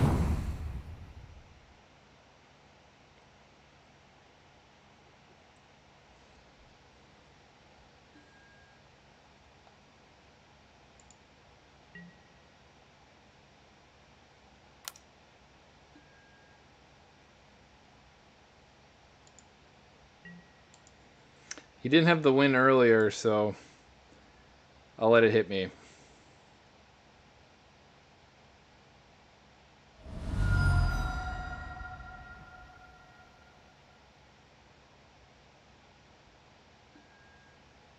Really? He has the mana.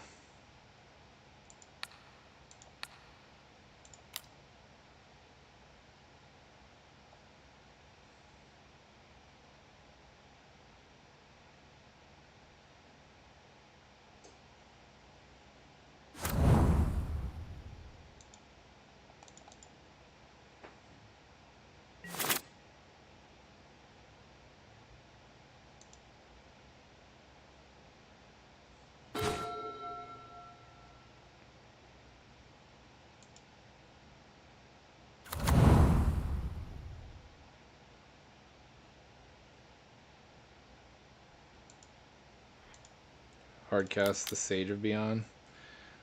We're churning here.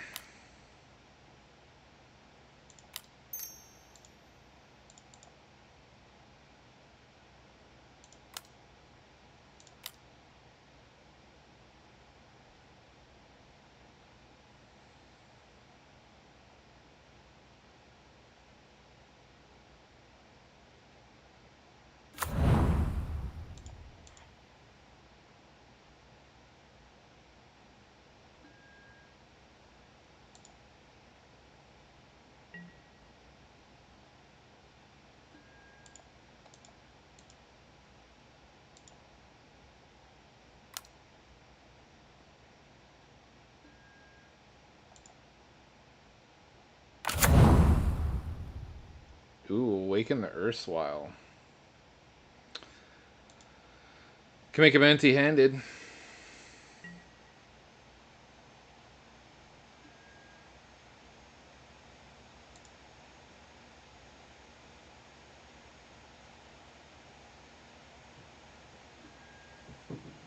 I wonder if they're just lands, though.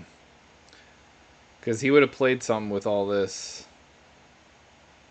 It just feels too peculiar.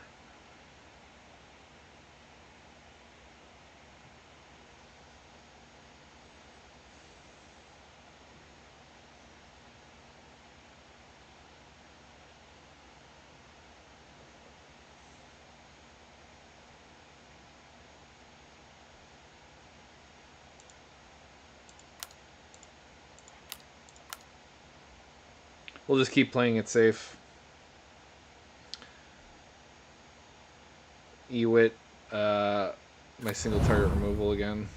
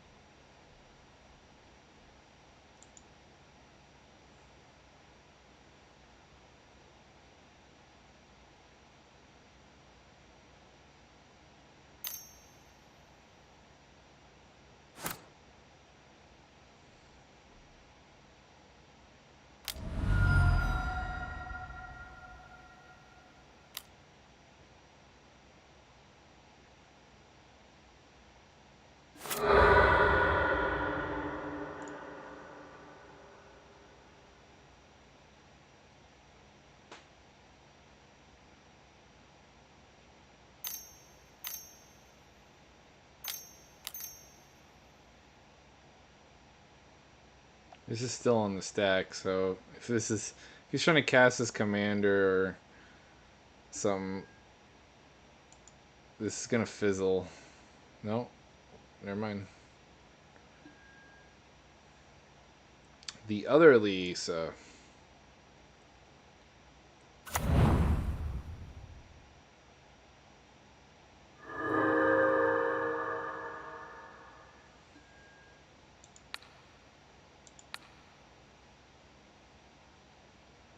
To blow up my own thing. Get rid of Ewit.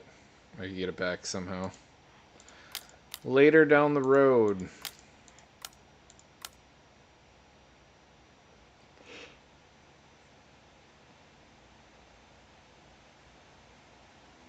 He surrendered. Oh my god. I came so close to losing that game. Uro, you saved my bacon, my man. Oh god, that was a rough one. Alright, moving on to the final deck of the night.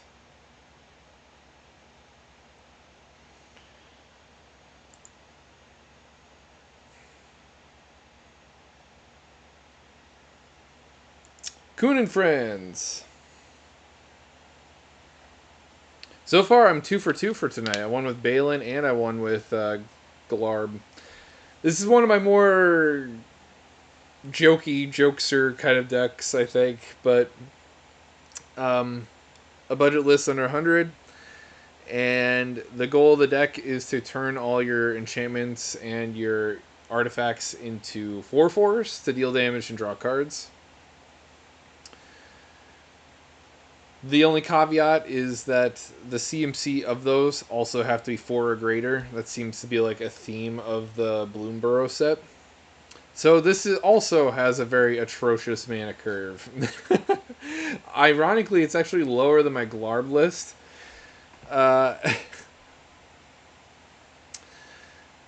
What I really like about this is you get to play all the big, dumb, expensive rocks and animate them. Because they're cool in that they get haste and indestructible from Bello as well. So you'd use them the turn you play them. Now, there are 2 cards I wish I could have included in this list as well, same as Glarb, which is Stone Calendar and the Immortal Sun. They give universal coupons for all your spells, and this is a junk deck. I'm playing both artifacts and enchantments. Originally, I was going to do a artifacts list, but I stumbled on to something cooler, and I've done a bunch of artifacts lists very recently, so I'm kind of a little sick and tired of playing Affinity, to be honest. So I wanted to do something a little fresh and new. I'm playing a bunch of stacks enchantments and artifacts this time around. It is a stacks deck. The issue with like stacks cards is typically they don't do anything on the board other than they are a preventative measure. Bello turns them into 4/4s to beat people down with. So that's a little bit more useful than and more board impactful than what we got in the past. And I'm just going to go over the cards one by one, things that are unique and cool. I'm not going to talk about removal, card advantage, or ramp. It's just the same in every deck. Obviously, I had to make some extenuating circumstances for the ramp piece because I want them all to be 4 or greater mana. But we're going to get started.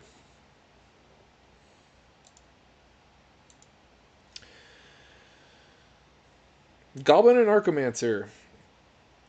Each red and green spell costs 1 less. It's as close as I could get to a universal coupon. Very welcomed. Outcaster Trailblazer. What's cool about Bello is it's a static effect. During your turn, your stuff enters as creatures. So you'll cause Outcaster Trailblazer to trigger and you'll draw a card. Same with the enchantment Garruk's Uprising. You'll draw off of all your artifacts and enchantments. Now, what's very concerning is there's only 3 creatures in this entire list. So you're going to be very vulnerable to crackbacks. But I built this list with a plan, and that's Turbo Fog. I'm running 8 fogs in this list to hopefully limp my way towards the end game to close the game out. I'm going to use my stacks pieces to prevent people from playing the game, and then I'm going to prevent myself from dying in a very kind of edgelord fashion. I don't know if this deck's gonna work, but I'm at least very interested to see how it does. There are also a lot of board wipes in this list, which works nicely with Bello. Unfortunately, Bello will get caught up in them, but you won't destroy your own stacks pieces because they'll be indestructible from Bello. Um, let's see.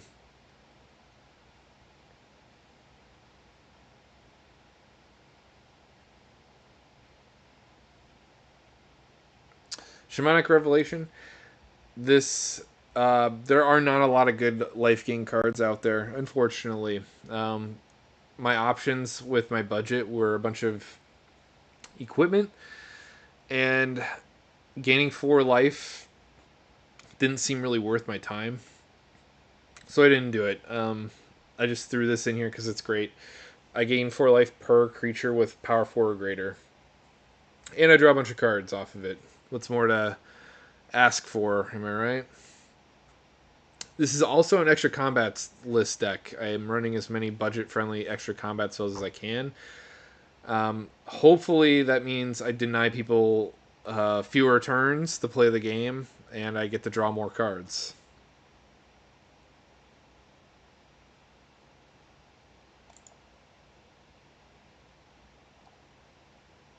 Relentless Assault, another affordable extra turn spell, or not extra turn, extra combat spell. And a lot of my instants are the fogs, like Lull, Blessed Respite, Fog, Regular Respite, Whimsical Sama. Those are the few. Let's see. Oh, Terrifying Presence is one too. Root Snare is another fog effect. I think among these, my favorite one is probably Respite because I get to gain a bunch of life too from it. Not only do I get to prevent a bunch of damage, I also get to net something from it as well.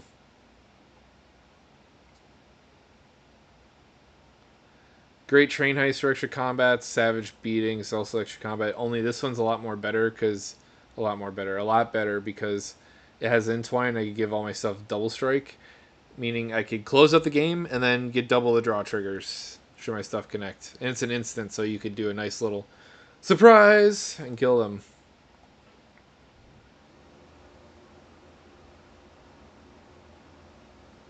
Magmatic Galleon. Vehicles also lend themselves nicely to this commander because they don't care how they become creatures. So, like, I'll get the trigger of this uh, if I should need it. um, Unfortunately, this isn't one of those vehicles that does, like, a combat ability. I didn't see the point in doing that.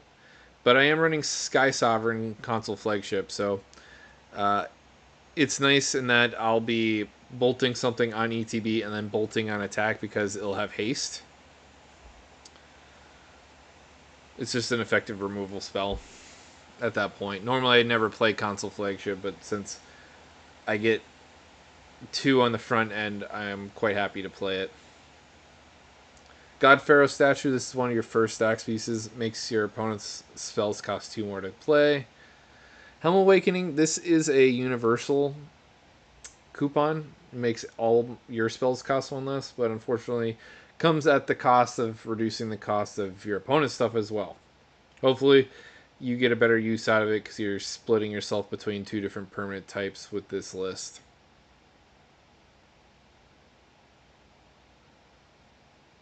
Mightstone Meekstone is kind of unique to talk about. It's functionally useful for drawing cards or as a removal piece. I like the flexibility of it.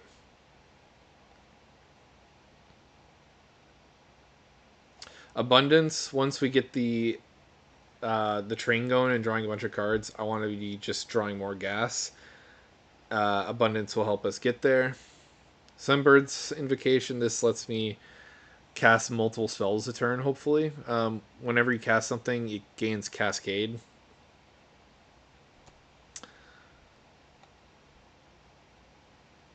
It's like pseudo Cascade. I should clarify more. It lets me go the top X cards, and where X is the CMC. So like if I cast something that costs 4, I only look 4 cards deep, and then I get to cast something that's 4 or less for free. But we have a clunky mana curve, so it should be fine. Leyline Abundance, whenever you tap a creature for mana, add an additional 1. Because I'm playing a bunch of rocks, I get to put some good use to this. It's also a leyline that I could cheat into play on turn 1 quite nicely. Only to be animated into a creature later. Bello would be also a really funny leyline commander. You just play all 3 green and all 3 red ley lines, regardless of how awful they are, just so you could get some free permanents into play and circumvent paying costs. I didn't do that. I'd rather have a functional deck in the mid to late game. It's funny in an opener, but not in practice. Like in reality, 90% of the time, you'll be lucky to hit one of them, even if I was playing all 6. Monsoon to punish the blue control decks. Whenever an island is untapped on its controller's end step, they take a damage. So you forcibly encourage them to spend all their mana so they can't counterspell your stuff.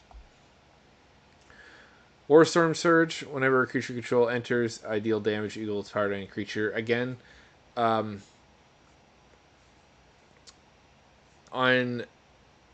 when my enchantments and artifacts come into play, they'll be creatures, and it will actually see this trigger. Even Warstorm itself will see itself, and I'll do 4 damage or something. It's a pretty fun, recurable single target removal. Aether Flash to deal with the low to the ground decks. Berserker's Onslaught, more kill potential, because all my stuff double strike. Gratuitous Violence to deal a bunch of extra damage.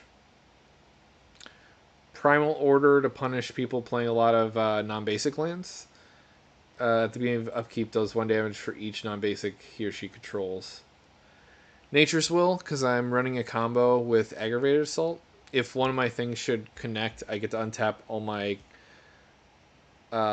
lands, and I could pump it back into my Aggravated Assault, or use that mana to cast more things from the cards I draw off those creatures. It's a pretty brutal enchantment in this deck. Burning Earth, again, punishing people with a lot of non-basics in their deck. Does 1 damage for every time they tap a non-basic. Bare Umbra for the combo. Mana Reflection, double my mana production, and since I have a lot of big dumb rocks in my deck, this should produce a bunch of mana. Same with Virtuous Strength. I have a lot of basics, and I've been looking for an excuse to play this card. Most of the virtues, for that matter. I think this will be the first time I get to play it in the channel. Normally this gets cut in the end, but I'm excited to play it here. Triple my damage, hopefully closing out the game. Stranglehold to deny extra turns extra turns and searching libraries. Perfect. Guardian Project, because my stuff enters as creatures. Same application of Outcaster, Trailblazer, Garruk's Uprising, and I forget the other enchantment, but you know what I mean. Warstorm Surge. I will be drawing off my artifacts and my enchantments. Alright, that's the list. I'm going to see how it plays.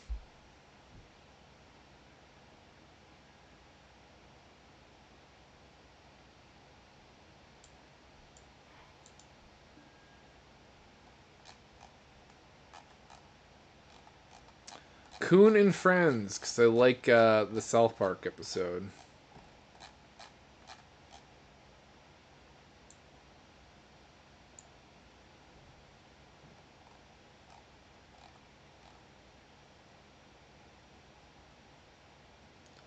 Huh. Oh. For some reason, I forgot to put... It's weird. Sometimes...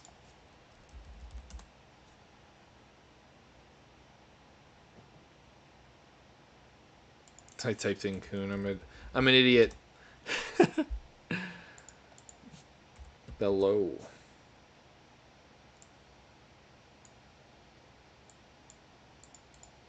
Alright, now we can play the game.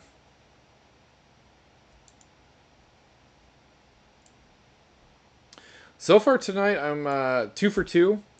I won with my Haymaker deck, and then I won a very close match with my Glarb deck. Let's see if I could have a hot night and win 3 for 3.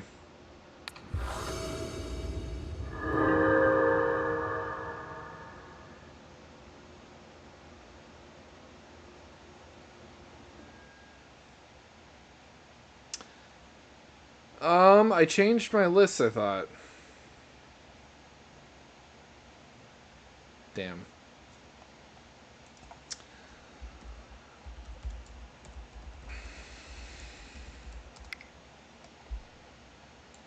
I'll have to drop out.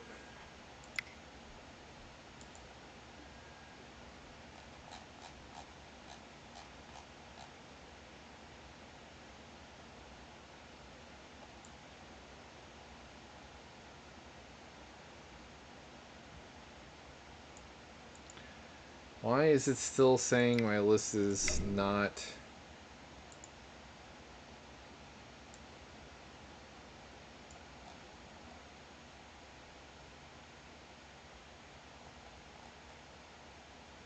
I'm missing a card, huh?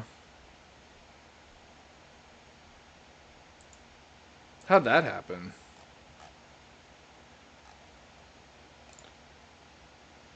I must have clicked something. Mana value. Oh, no, no.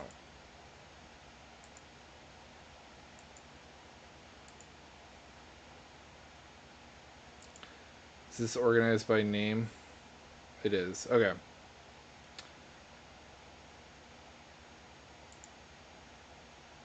$34 lands, check. 9 1-drops, 19 2-drops.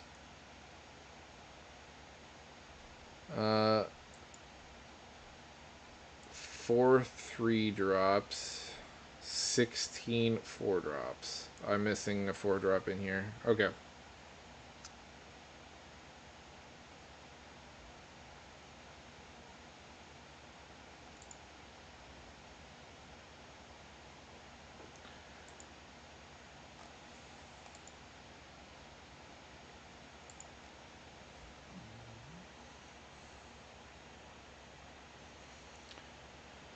What could it be missing? Could be Monsoon. It's an old card. It is Monsoon. Huh. See if I own that. Obviously I don't. No. GoBots doesn't have it. That would explain why I'm missing it. We could just throw in a big old rock in here.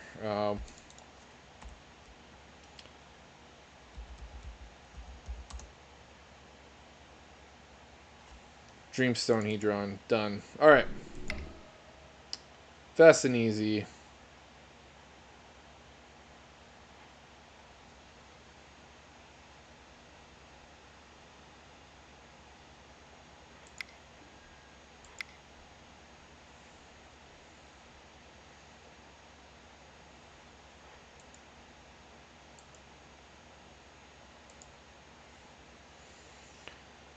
Welcome. I'm sweating like crazy.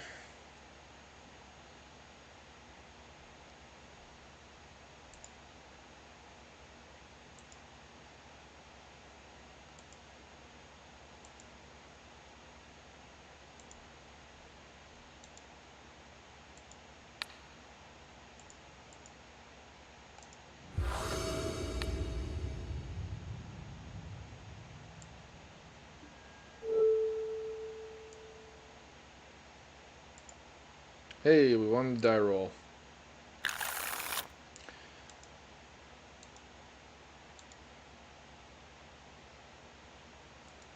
Singir of Dark Baron without a partner. This is the second time I played Magic 2 weeks in a row where someone had a partner commander without the additional partner.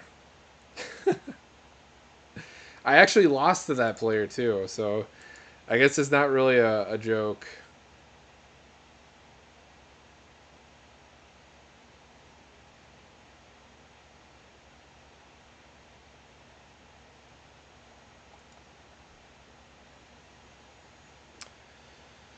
Judith is interesting. I have a buddy that plays this commander. They just play a bunch of spells, efficient spells, because for 1 mana he just has to do 1 damage or something, and he will die to death touch.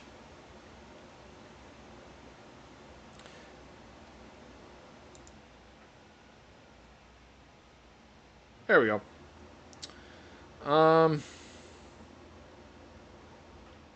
I guess I give up Bear Umbra because I can't animate it into a thing, and it's a combo thing that depends on aggravated assault. I guess it's not terrible. I can use the mana I untap with it to cast stuff on the back end. Maybe I take the risk and give up Shamanic Revelations. It's one of the best cards on the list because I don't have a lot of stuff that gains me life.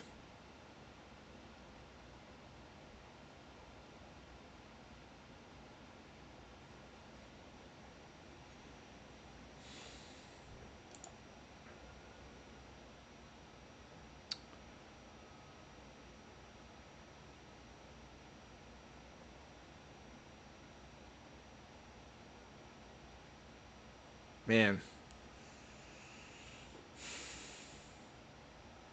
Yeah. I'm just going to give up the... This is going to be a hard game because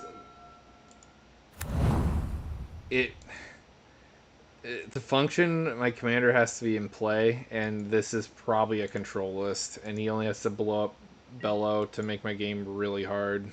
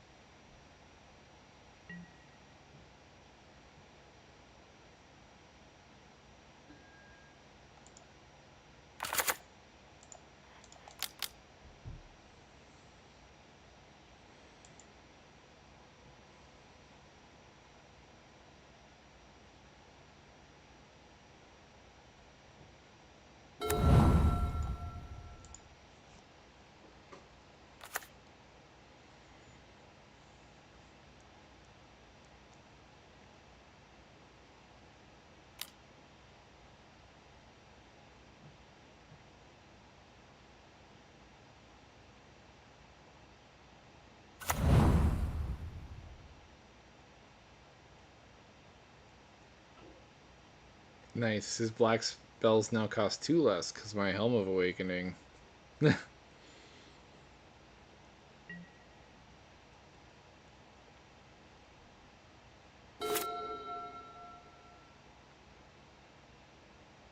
I think I'll lead off with Aether Flash.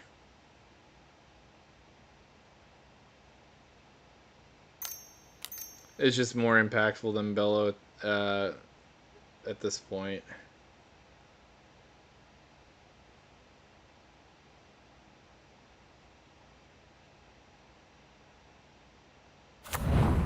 It makes me less vulnerable.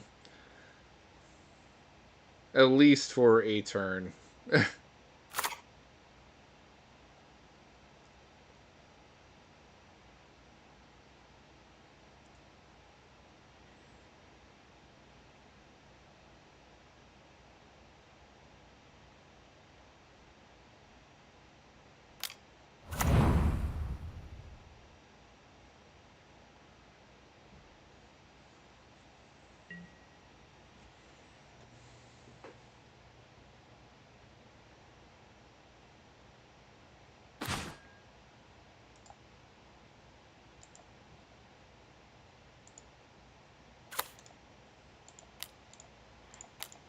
Fortunately, this Vampire and Burnisher got out from underneath me.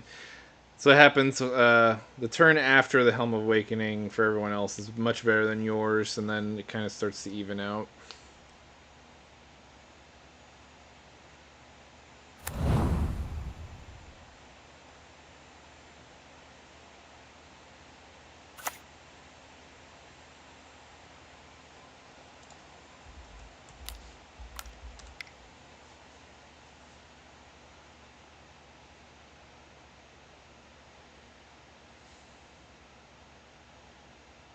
The left player is very surprised by my commander. Like I said, I don't think it's going to be an issue for him. I think he's just playing a slinger deck, and he could probably just kill my stuff off with ease.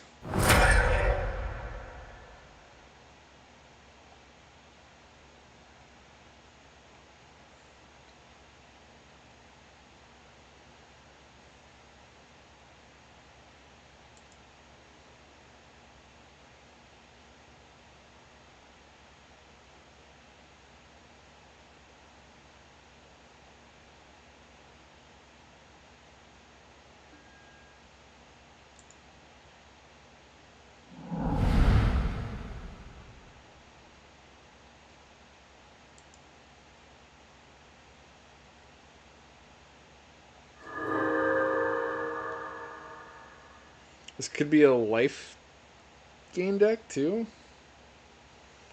A Rakdos life gain deck. I've never played against one of those. That'd be kind of fun.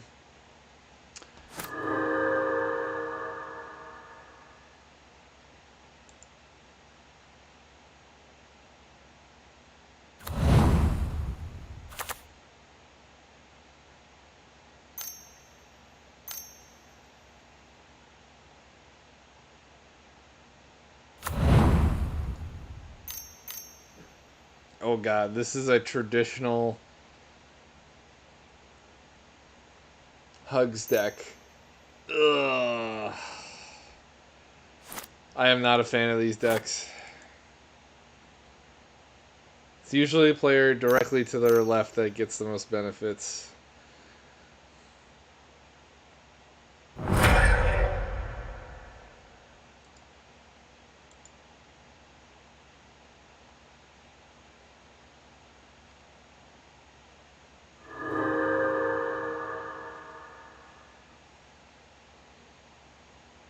I was already going to hit the middle player before. I'm sure as heck going to try and do it with Heartbeat Spring in play. I guess what's nice about it is I think I could play Berserker's Onslaught and my commander same turn and draw 4 cards. That seems pretty kick-ass. And do 8 damage to him. Actually, no. 16. I'll do a nice chunk to him.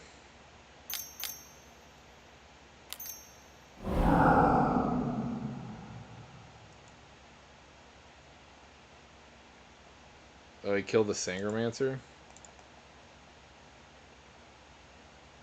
It is also an instant, so I don't know if he had to do that. He just wasted 3 mana too. Or 2 mana. He wasted 2 mana.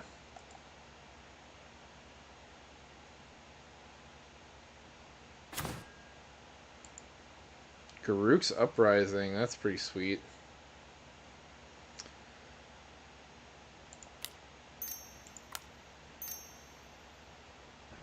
I want red, so we'll leave that up after.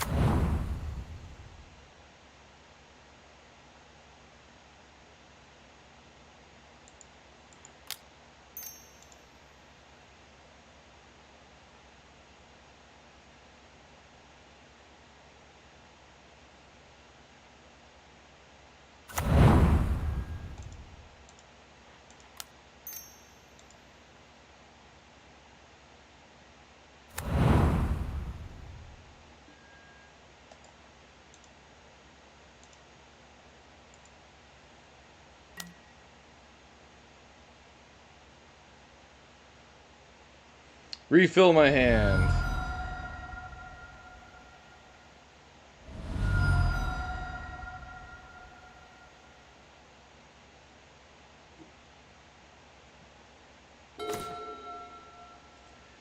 Pretty sweet.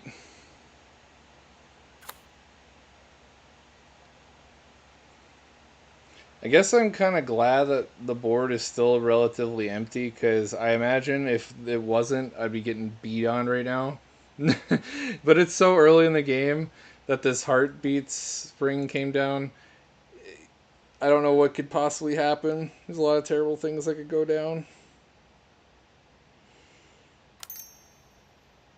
Ooh, I drew a Warstorm Surge. That's pretty awesome.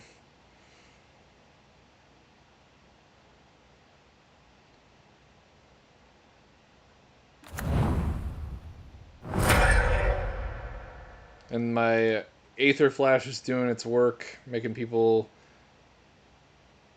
keeping the board empty for my attacks, and preventing me from taking crackbacks. It's kind of doing a double duty.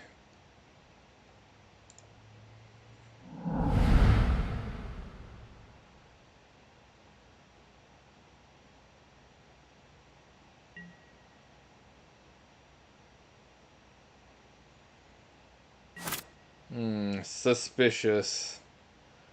6 black. With 3 cards in hand.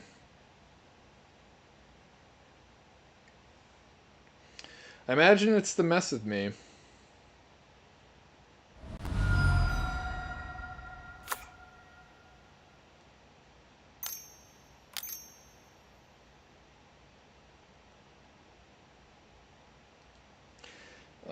This is why I have to kill the Hugs player first, is I need to get all the benefits before the other two can. And the player on the left, I'm kind of fortunate. Maybe he's bricking on red mana, and he's got 3 red cards in his hand. And that's what's going on right now. But this is a discard deck, which is not what I was expecting.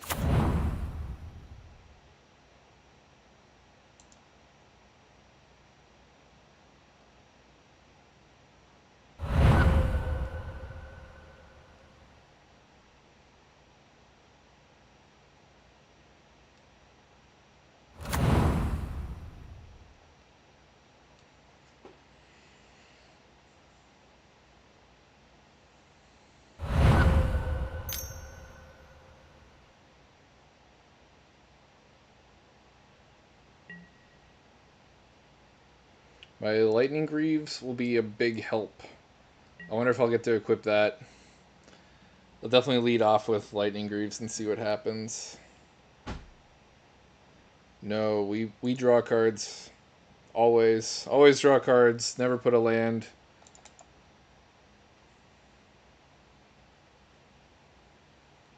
Especially when our land is double at this point.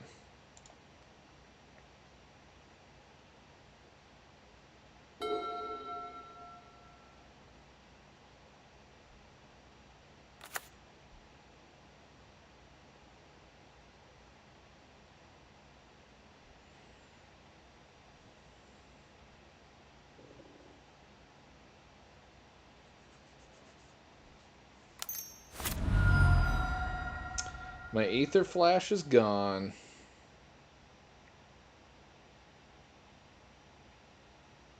It's alright, I got something worse for you in my hand.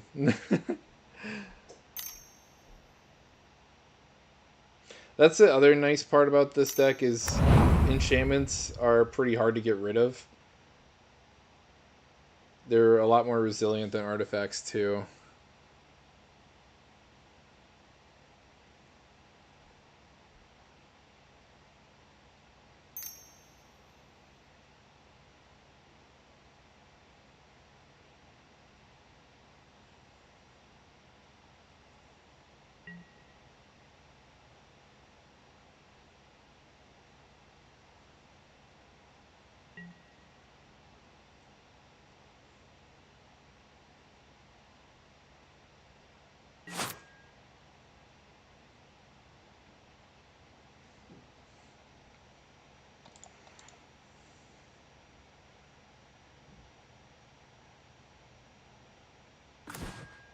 Keep drawing more lands, unfortunately.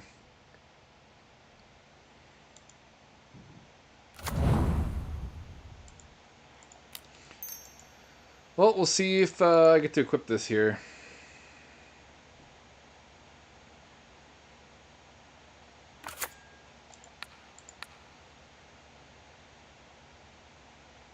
If not, I have a lot of mana to work with.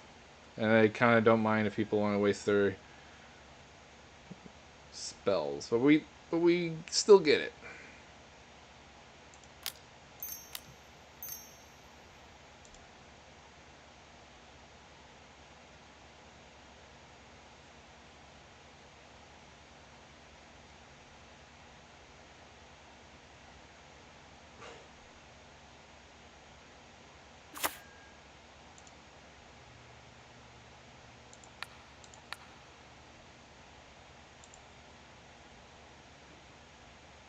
I'm going to keep pounding this middle player.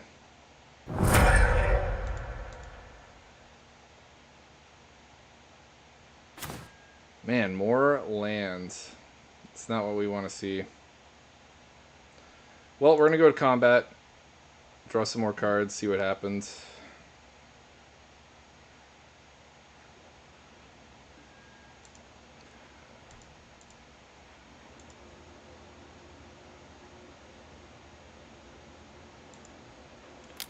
My stuff has double strike, so it'll kill his commander if he chooses the block. I'll still draw 2.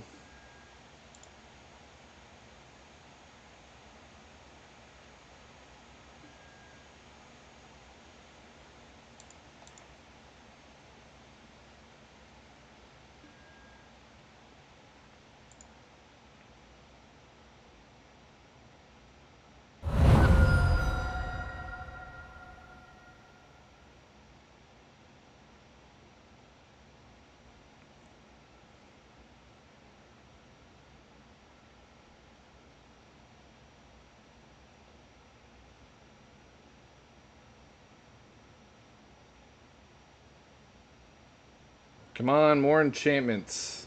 Or artifacts. Another damn land. Shit. I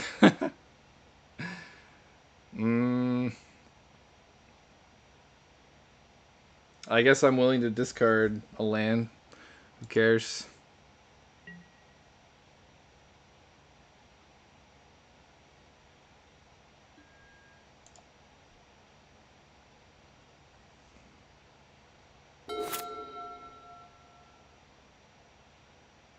Ah, I made the middle player surrender. Alright.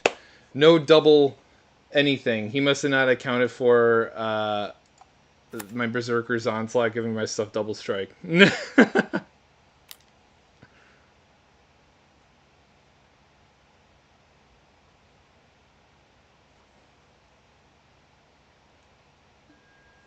Now my focus is probably back on this left player. He's the only one that could probably put up a decent fight.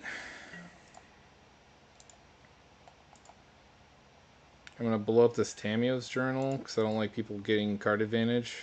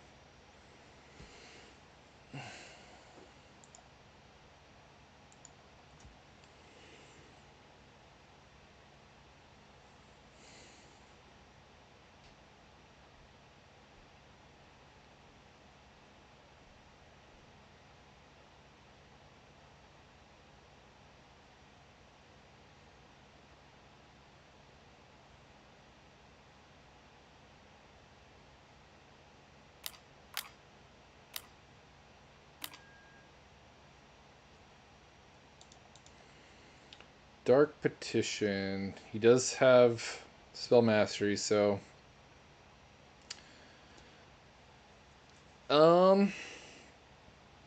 he can get a edict effect and make me sack my Bello.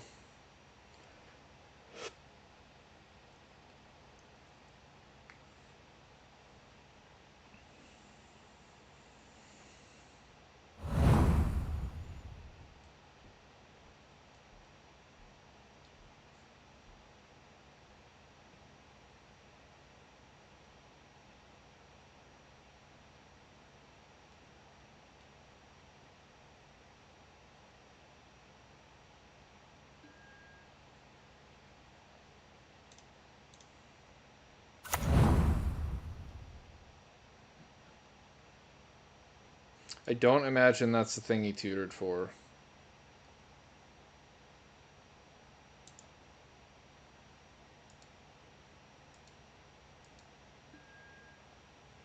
Contaminated ground.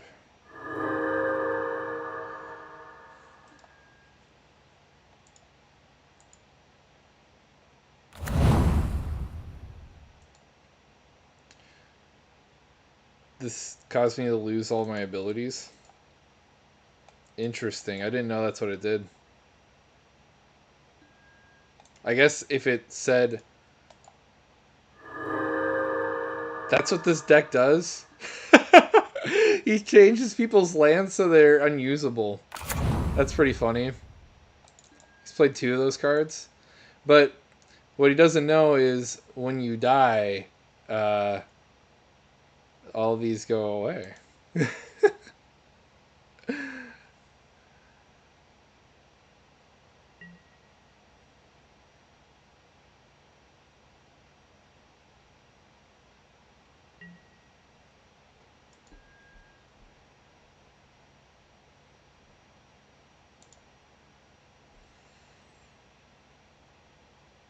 What a funny deck.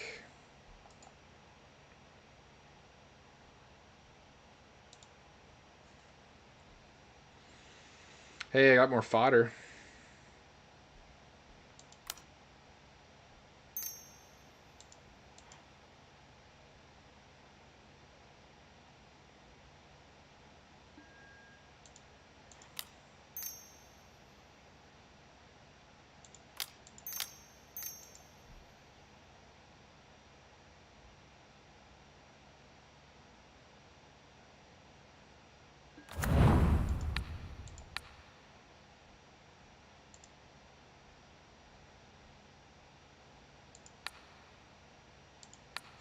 We'll start chipping at the guy who's terraforming my lands over there.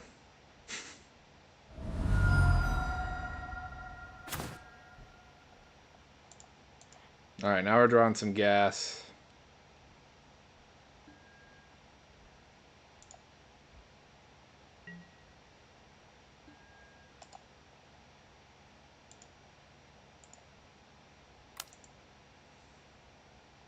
That's a lot of damage.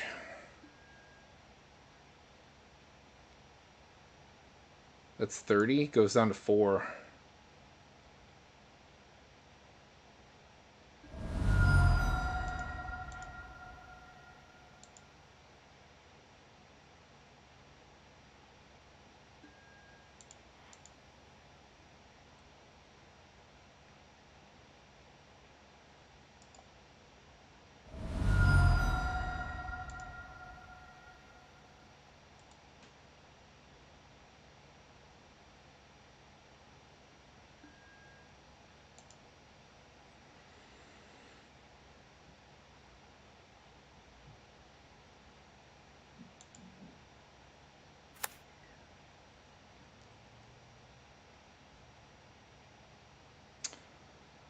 Guess I can rampant growth here.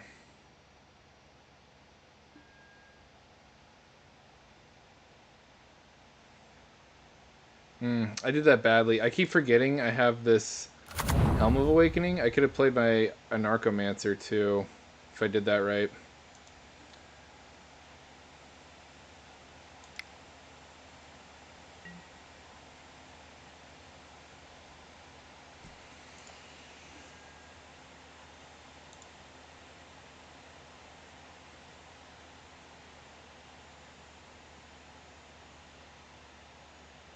Well, my fogs are useless, so I'll ditch those.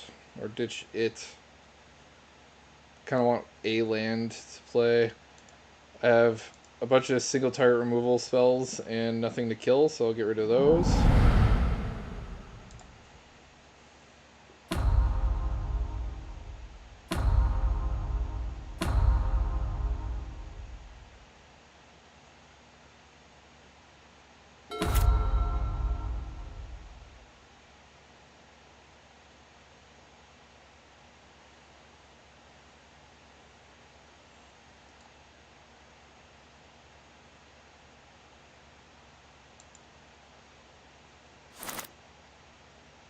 Left flare drops out, missed a red source. The person I was concerned about the most this game, I caught a lucky break with. And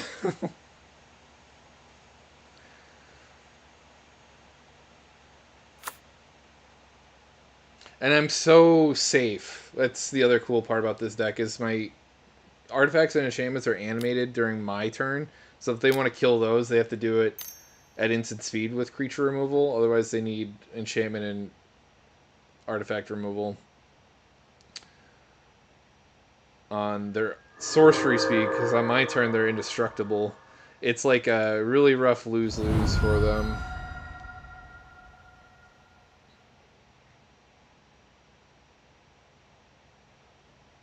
And you'll probably catch people with their pants down because they forget that, or they aren't aware that my stuff is indestructible on my turn.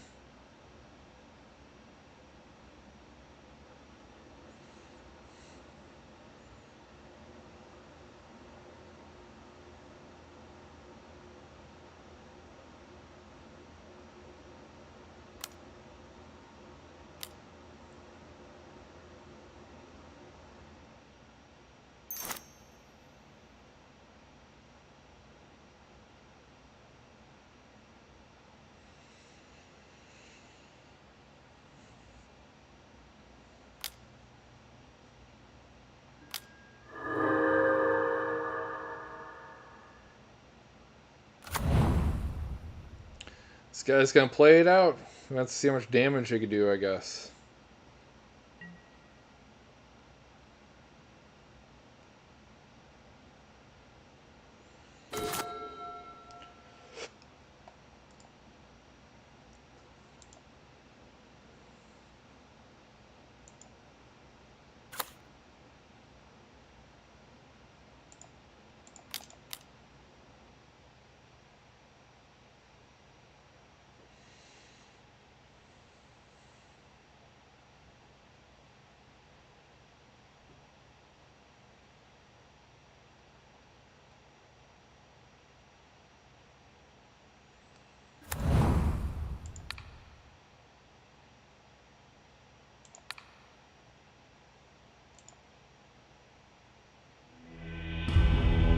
All right.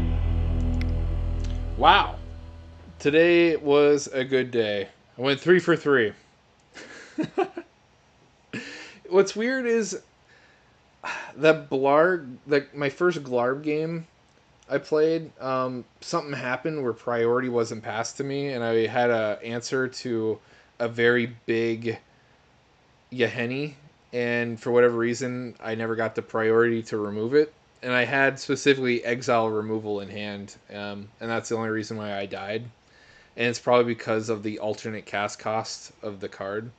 So I'm gonna throw that out the window. I don't think I deserve to lose that one. I'm officially gonna count the second one I played, which was also a really close and fun game to watch. Um, that game was particularly awesome. Like the Double Striker is an A-lister. I wonder if there are more um, enchantments that have Double Strike, because I that felt so good that I kind of want more of them for consistency.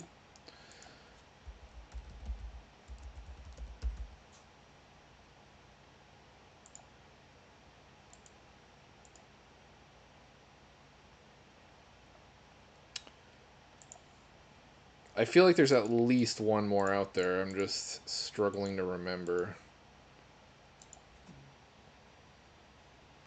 Oh, and I better manipulate the price, keep it under $10. I am going to revisit these 3 decks I played tonight and build non-budget versions of them.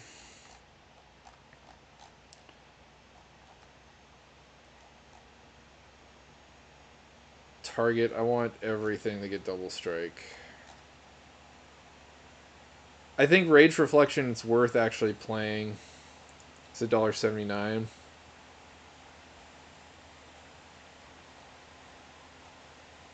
Yeah, we're gonna add that because that just felt so damn good.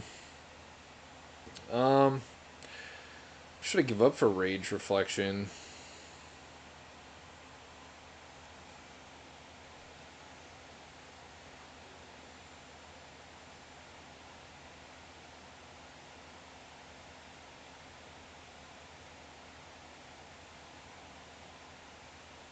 Maybe Monsoon because it's not really. It's fun, but like it doesn't impact the board too much, other than when it's my turn and I turn it into a creature. Like, and 40 life is a lot to play with, so maybe that 1 damage, depending on how efficient that person is, this isn't as good, and it only really hinders just mono blue decks. So maybe we'll get rid of that.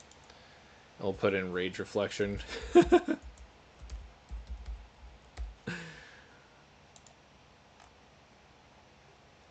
There. And we're still under $100. The I guess that was a prime example of what happens when you play Hug. You don't make yourself the winner most of the time, you make someone else the winner. And when you have 4 players, the likelihood of you accidentally causing someone else to be the winner and you king making them is more likely because there's more opponents to play with.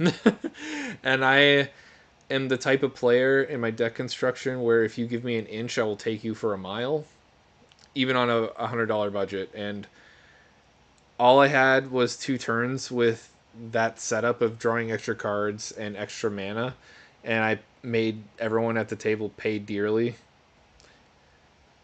The player on the left was missing a red source, and the player in the middle was just drawing too many hug effects, and I knew better to focus him down first to deny the benefits being passed to everybody else. Because if he died first, just naturally to me beating on him, uh, that means there's less potential for the 3 of them to come back in the game. And I made him concede, and if he hung around just a little bit longer, it might have been good for the rest of the players there. But he didn't, so in the end, that served my purpose and my needs probably better, if I had to be honest. As a good example, also why one shouldn't surrender. And that guy probably should have lied in the bed that he made, but most people can't. And Yeah, this just felt awesome. Maybe a lot of things went right for me, and I don't know if things might have been differently, but like I have a lot of like cool stuff going for this deck, like in terms of game wise. Like I mentioned earlier, Bello is brutal in that it's a two-edged sword. The whole deck depends on him being in play, so if he dies, the deck doesn't function.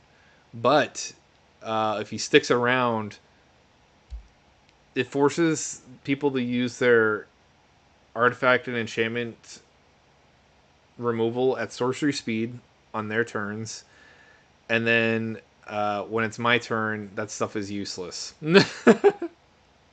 And then I could also dodge my own board wipes because of the indestructibility clause from Bello.